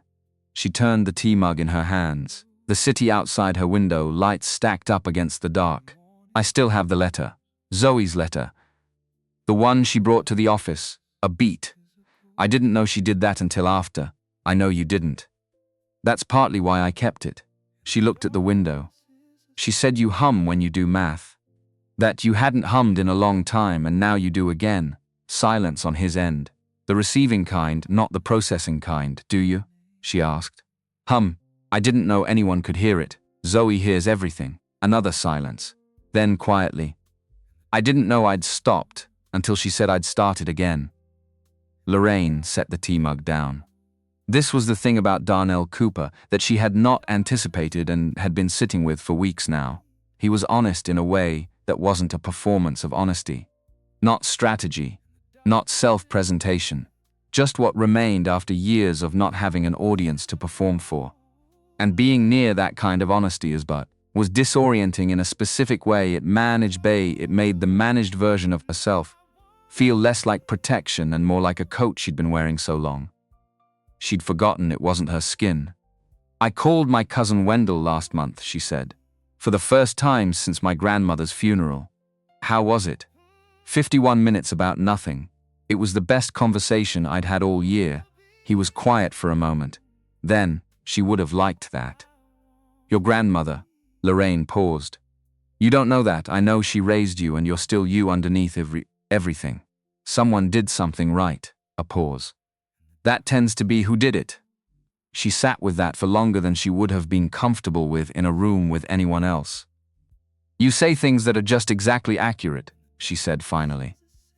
It's slightly aggravating. I've heard that before. From who? Zoe mostly, Patricia occasionally, a beat. It's a short list, Lorraine smiled, alone in her apartment in the dark, smiling at her phone, which was fine, which was something she was going to let be what it was, without putting it through analysis. Because she had done enough analyzing of things for one day, and the tea was getting cold and Darnell had an early morning.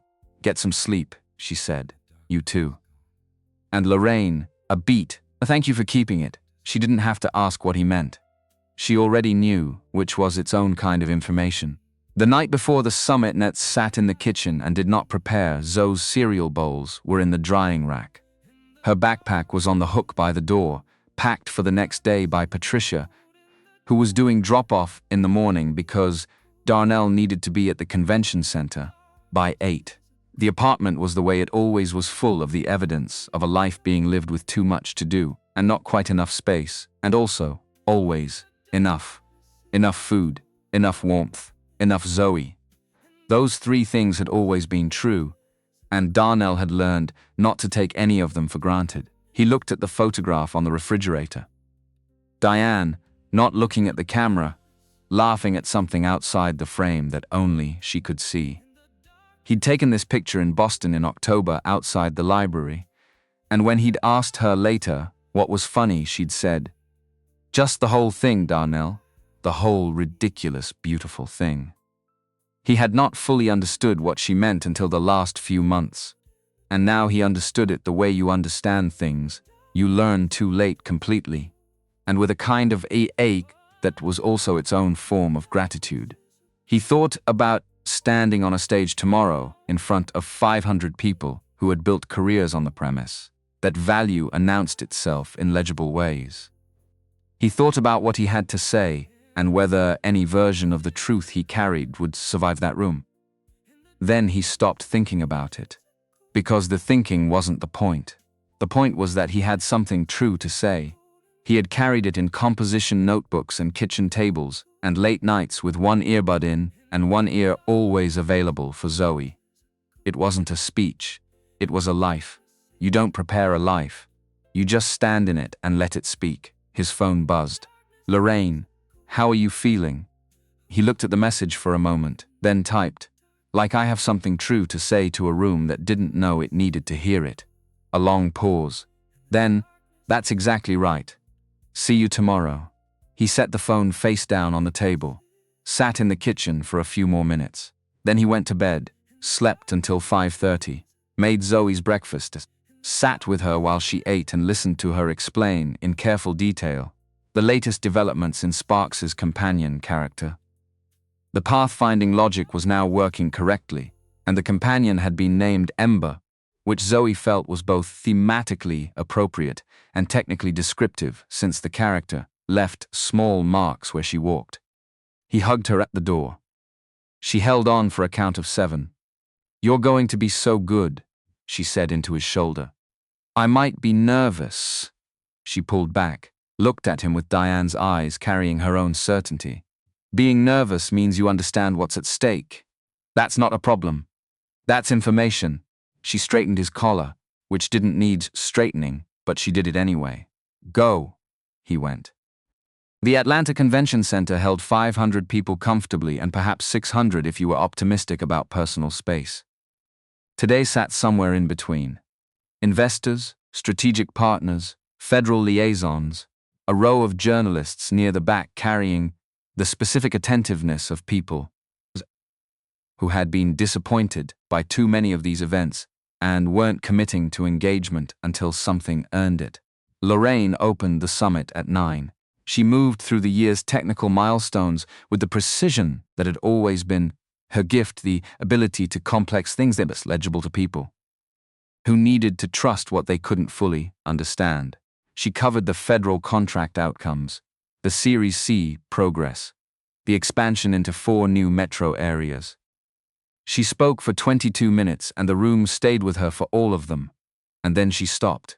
Not a pause for effect, an actual stop.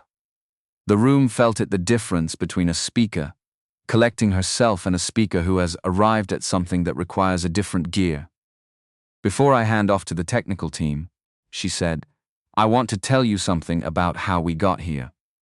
Not the how of contracts and timelines, the how of a Tuesday night and a whiteboard and a decision that could have gone another way. She looked around the room without hurry. 8 weeks ago, a man named Darnell Cooper walked into a conference room on the 18th floor of this building at 11:17 p.m. with a cleaning cart and a key card, and saw something that 11 engineers had missed across 9 months of work. She let that land. He corrected it with a red marker in under 5 minutes, and then he finished cleaning the room and went home. A pause. I'd like him to tell you what he saw, not the algorithm, what he actually saw. Darnell. The room turned. Darnell walked out from the left side of the stage, no slides loaded behind him, no notes in hand. He took the microphone from the stand and held it at his side for a moment. While the room settled into the specific attentiveness of people who have been handed something unexpected and haven't decided yet what to do with it. He was wearing the blue button-down shirt that Zoe had ironed for him that morning, with the focused intensity of someone who understood the stakes and the iron in that order. The result was technically imperfect in ways that were immediately visible. Lorraine, standing in the wings, looked at that shirt and thought it was the most honest piece of clothing she'd seen on any stage in years. He looked at the room, not performing the look, just looking, the way he looked at a whiteboard or a dashboard, taking in what was actually there before deciding what to say about it. I have a daughter, he said. Her name is Zoe. She's 9 years old. This week she told me that being nervous means you understand what's at stake, and that's not a problem. That's information, a beat. The room processed this. Then, it laughed.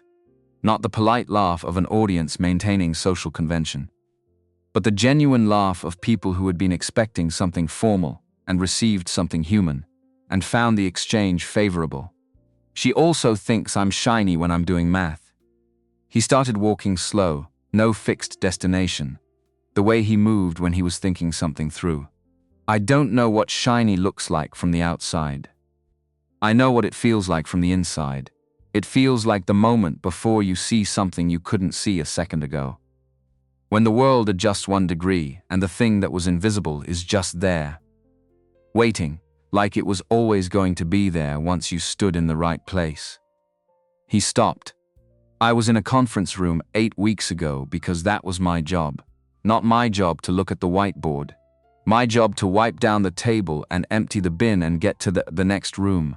Before 4 in the morning, he looked at the floor for a second, then back up. Except I am physically incapable of walking past a math problem that's wrong. I have been since I was 11 years old. It's not a gift, it's more like an allergy. The wrongness gets into my system and I can't breathe correctly until I address it. He walked again. The room was entirely still.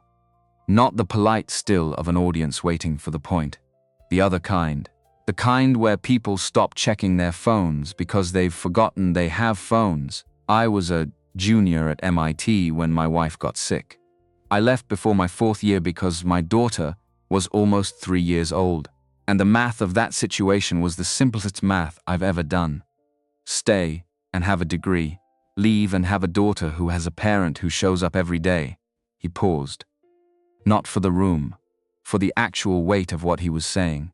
I left. The silence held its shape. For 9 years I worked with my hands and read with whatever was left of my mind at the end of the night. Research papers, documentation, open source code. At the kitchen table after my daughter went to sleep. Not because I thought it was going anywhere, because I am incapable of not doing it. The thinking doesn't have an off switch. It just needed somewhere to go. He stopped again, looked out at 500 faces, And then one night, I walked into the wrong room at the wrong hour and saw the right thing. And I wrote it down. He took a breath. Here is what I actually saw on that whiteboard. His voice shifted, not louder, more specific. A team of brilliant people had built something precise and elegant and made one foundational error. They assumed the thing they were modeling moved in straight lines, because that's the mathematics that's easiest to apply. But the thing they were modeling was human behavior. And human behavior doesn't move in straight lines. It moves in rhythms, patterns that repeat and shift and fold back on themselves. You can't flatten that without losing the truth of it. And when you lose the truth of it in a model, the model eventually walks you somewhere wrong. He looked around slowly. I'm not telling you that story to tell you I'm smart. I'm telling you that story because I need you to understand something about the buildings you go back to. On Monday, he stopped walking, planted his feet. The room felt the change. There are people in those buildings right now who see what I saw, who are carrying the corrective in their heads this moment. And they don't have a key card to the 18th floor, not because they haven't earned one, because the system that decides who gets the key card was built to recognize one kind of proof of value and is blind to every other kind. A pause. The kind that doesn't need to be manufactured because the room creates it. I was the man with the mop. I had the answer. Both of those things were true at the same time, in the same body, on the same Tuesday night. And the question I'm leaving with every person in this room who runs something, who decides who gets in the door is this. What are you doing to make sure those two things can coexist in your building? Because they're out there. They've always been out there. The question is whether you've built a door they can walk through. He was quiet. The woman in the front row stood first, Denise Warren. Red blazer, silver bracelet, the Series C investor who had told Lorraine to put this story in the deck. She began clapping slowly and deliberately, not the reflexive applause of a polite audience, but the intentional applause of a person who has decided that something deserves to be marked. Then the second row. Then the third. Then the room was on its feet. And the sound was not the sound of a performance being acknowledged. It was 500 people recognizing something true that they had not been expecting to encounter today. And finding that the recognition felt like relief, Darnell stood on the stage and let it arrive.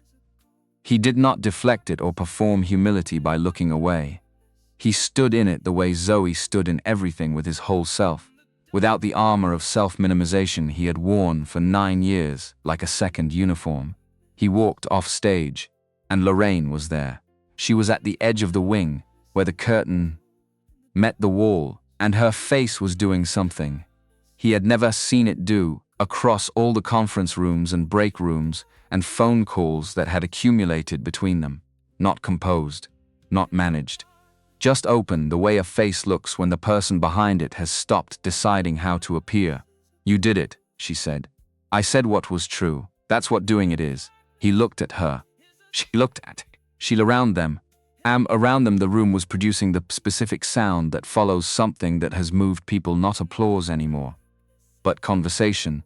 The sound of 500 people turning to the person beside them to say, "Did you hear that? Gary's going to want to debrief," Darnell said. "Gary can wait." She didn't move.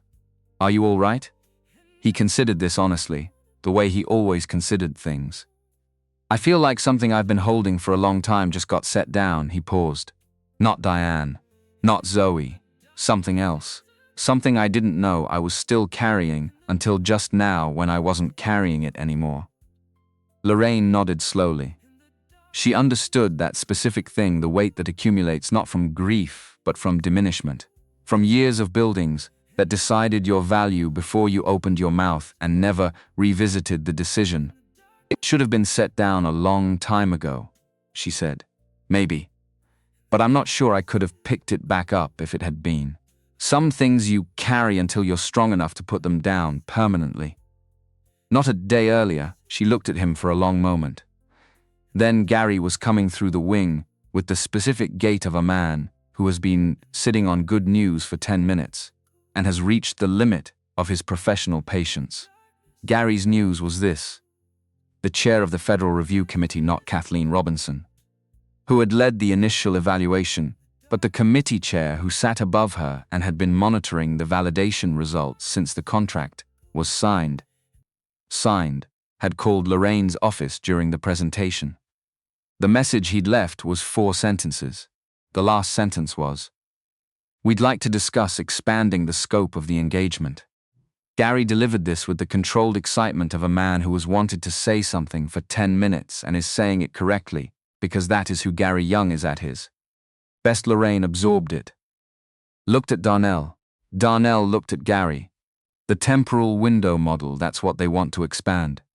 Specifically referenced. Darnell was quiet for a moment.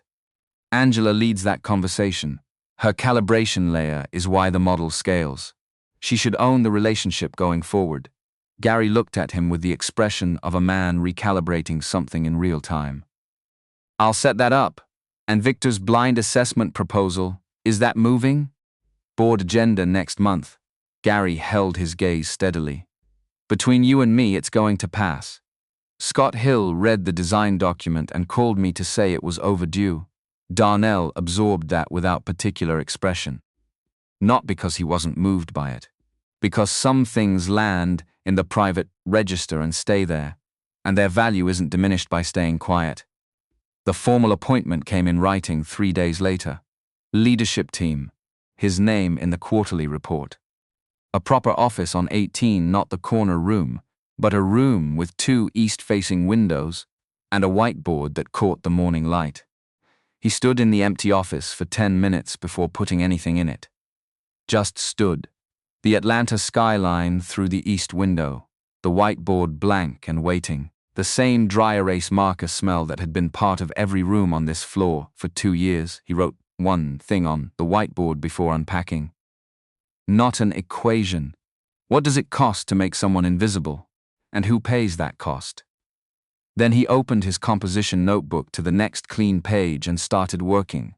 4 months later, a Sunday morning in February. Atlanta in February is not cold so much as it is honest about not being warm yet. The trees along the side streets still bare, the light thin and white, the city carrying the specific quality of a place that has decided winter isn't worth dramatizing. Spring would come.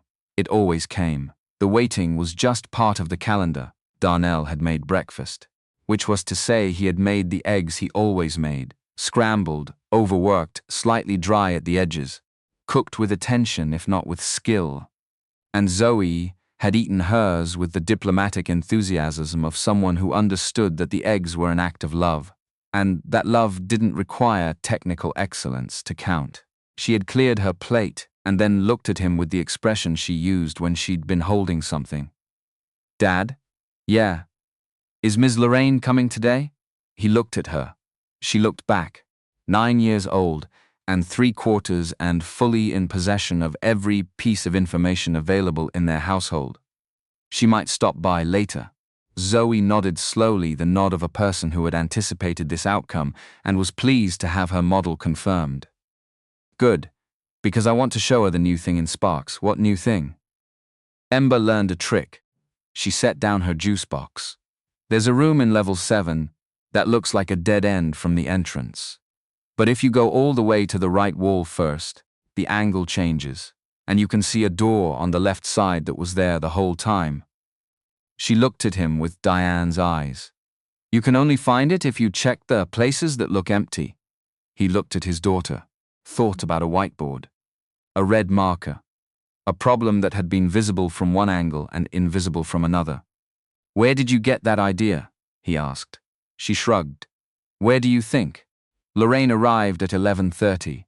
She knocked twice. Zoe opened the door with the immediacy of someone who had been within 10 feet of it for the past several minutes. "I made a new level," Zoe announced by way of greeting. Lorraine came in. She had stopped wearing the full structure of her professional self on Sundays over the past month's coat, yes, but softer. Hair down. The version of herself she was reconstructing from components she'd packed away in her late 20s companies, when the company was requiring everything she had and she had given it, without accounting for what she was drawing down. "Show me," Lorraine said. Zoe led her to the laptop at the kitchen table with the gravity of a person presenting work that had taken real effort and deserved real attention. Darnell handed Lorraine a coffee and stood back, watching his daughter explain the mechanics of the game she'd built from source code she'd first looked at when she was 3 years old to the CEO of an AI company, with the exact same patient precision she used when explaining it to Patricia Johnson's grandchildren. Lorraine leaned in, actually looked. Why can't she go over the wall? Because the wall isn't the problem, Zoe pointed at the screen. There's a door on the left side, but you can only see it if you go all the way to the right first. It looks like there's nothing there. But if you go check anyway, the angle changes and you can see it. Lorraine was quiet for a moment. Then she looked up at Darnell over Zoe's head, and her expression held approximately 6 things simultaneously. He raised his coffee cup slightly. Because some things don't need words. Some things you just look at and nod. Nod because the alternative is trying to compress this into a sentence and sense. Something that is far too large for 19 years of kitchen table mathematics. A question written on a whiteboard in an empty office. A girl who found doors by checking the places that looked empty. Life, doing what it does when you don't stop showing up for it. They ate lunch. Lorraine had brought food, real food, requiring actual preparation, which she had been doing with increasing regularity and improving competence. Since making a private decision some months ago to stop treating cooking as an optional activity. The result today was a pasta dish that was technically overcooked in the way of someone still learning, and actually good in the way that things made with care tend to be regardless of technical proficiency. Zoe ate 2 servings and declared it better than the school cafeteria, which Lorraine received as the genuine high praise it was intended to be. After Zoe retreated to the beanbag with her laptop to add detail to the new level. Darnell and Lorraine sat at the cleared kitchen table with coffee and the kind of quiet that had accumulated between them over months of phone calls and late evenings, and the gradual, unannounced process of 2 people deciding each other was worth staying in. Not announced. Not formalized. Just true, in the way things become true when you stop negotiating with them. I have something to tell you, Lorraine said. He waited. Denise Warren called me Thursday. She wants to co-lead the Series C. Lorraine turned her coffee mug in her hands, and she wants to structure a program inside the fund, identifying talent in non-traditional pipelines. Using the blind assessment model as the framework for other portfolio companies, he looked at her. That's significant. Yes, she looked at him directly. She called it the Cooper Protocol in the initial term sheet draft, silence. The kind he needed a moment inside of. Tell her to call it something else, he said. Lorraine tilted her head. Call it the Open Door Program, or the Second Look Initiative. Call it anything that's about the idea and not about me. He looked at the kitchen table. The surface that had held 9 years of midnight mathematics and Zoe's drawings and cereal bowls and grief and composition notebooks and the evidence of a life that had refused to stop thinking even when the world had stopped watching. The point isn't that I'm the exception. The point is that the exception shouldn't exist. The point is that the door should be open. Not for one person.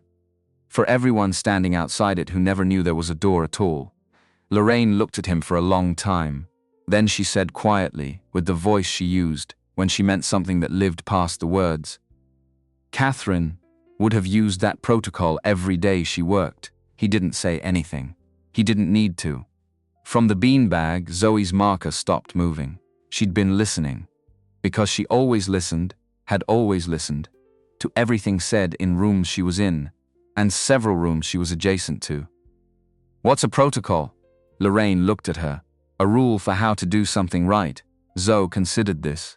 Like how you always check the places that look empty, even when it seems like there's nothing there. Exactly like that. Zoe nodded, satisfied, and returned to her level. Lorraine looked at Darnell. He looked back. And then, because 9 years of watching his daughter approach the world had taught him that the moment you want to say something, is almost always the right moment to say it. He reached across the kitchen table and put his hand over hers. Not dramatic, not performed. Just present, the way he was present for the things that mattered. She looked down at his hand, then up at him.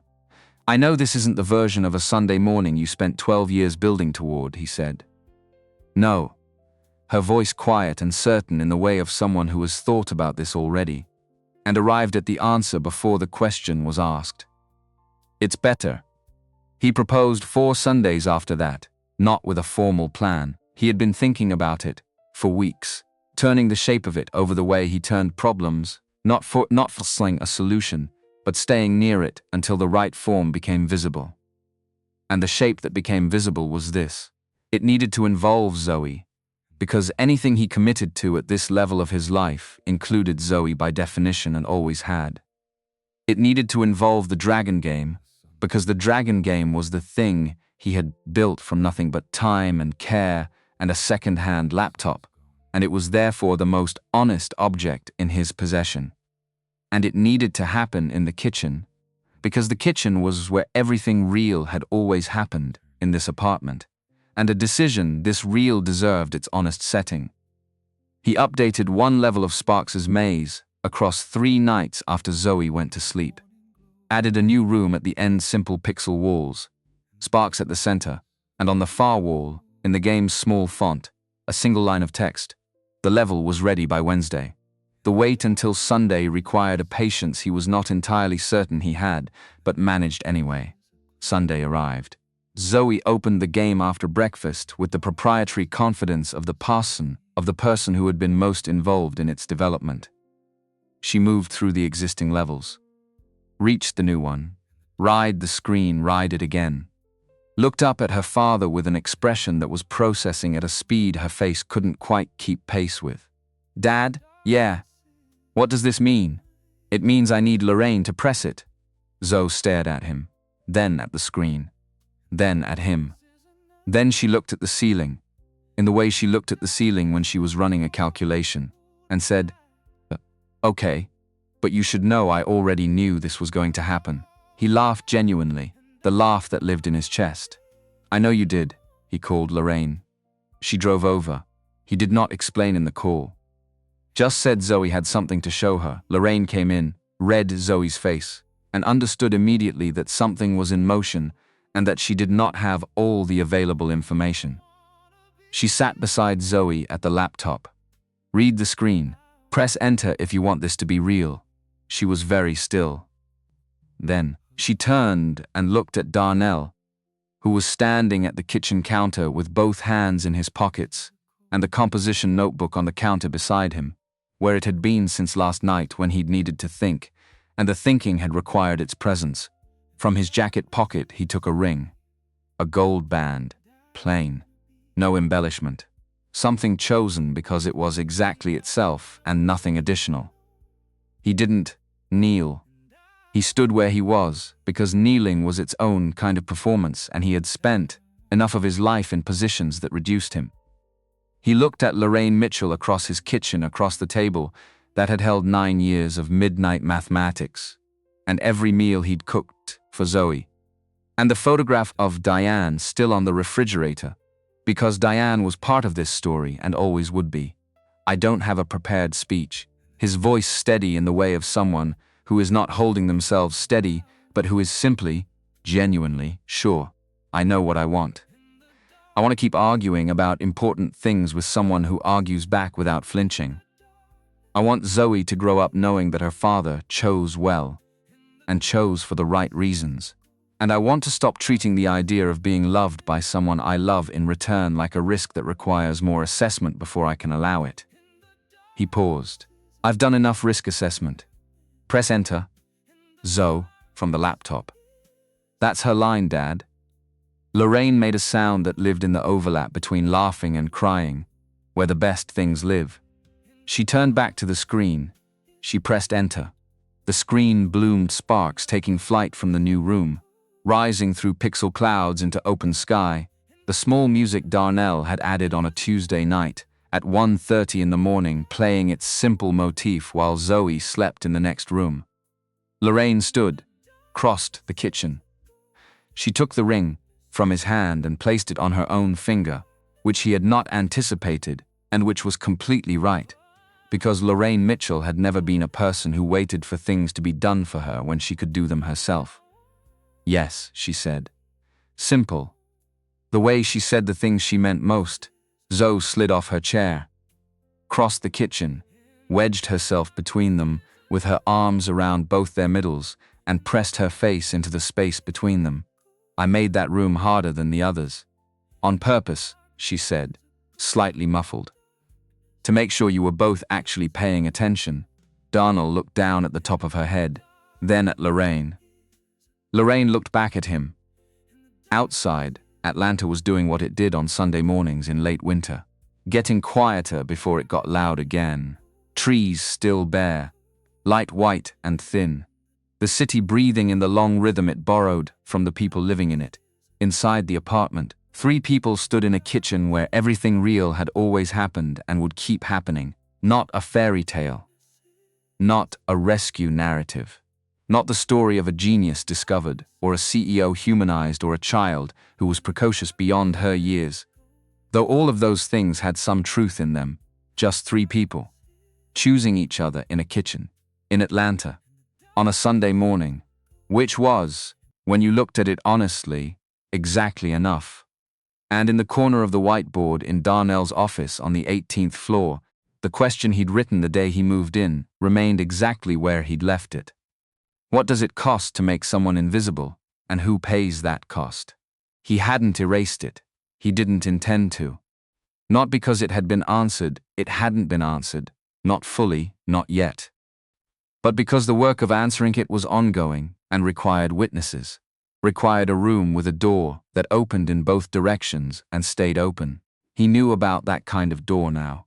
He'd walked through one on a Tuesday night with a cleaning cart and a key card and 9 years of midnight mathematics in his chest and a red marker in his hand and no plan except to address the wrongness he couldn't walk past. The door was still open. It always had been. That was the part nobody had told him, not because it was a secret, but because the people who already had key cards had stopped noticing the door a long time ago. They'd gotten so used to walking through it that they'd forgotten it was there. Forgotten that for some people it was the whole question. He hadn't forgotten. He didn't intend to. And now, in a kitchen in Atlanta on a Sunday morning in February, with Zoe still pressed between them and Lorraine's hand warm in his, and sparks flying through pixel clouds on a laptop screen in the background. Now he understood something he hadn't understood when he'd first walked onto that stage and looked out at 500 faces. He hadn't been telling them his story. He'd been telling them about the door.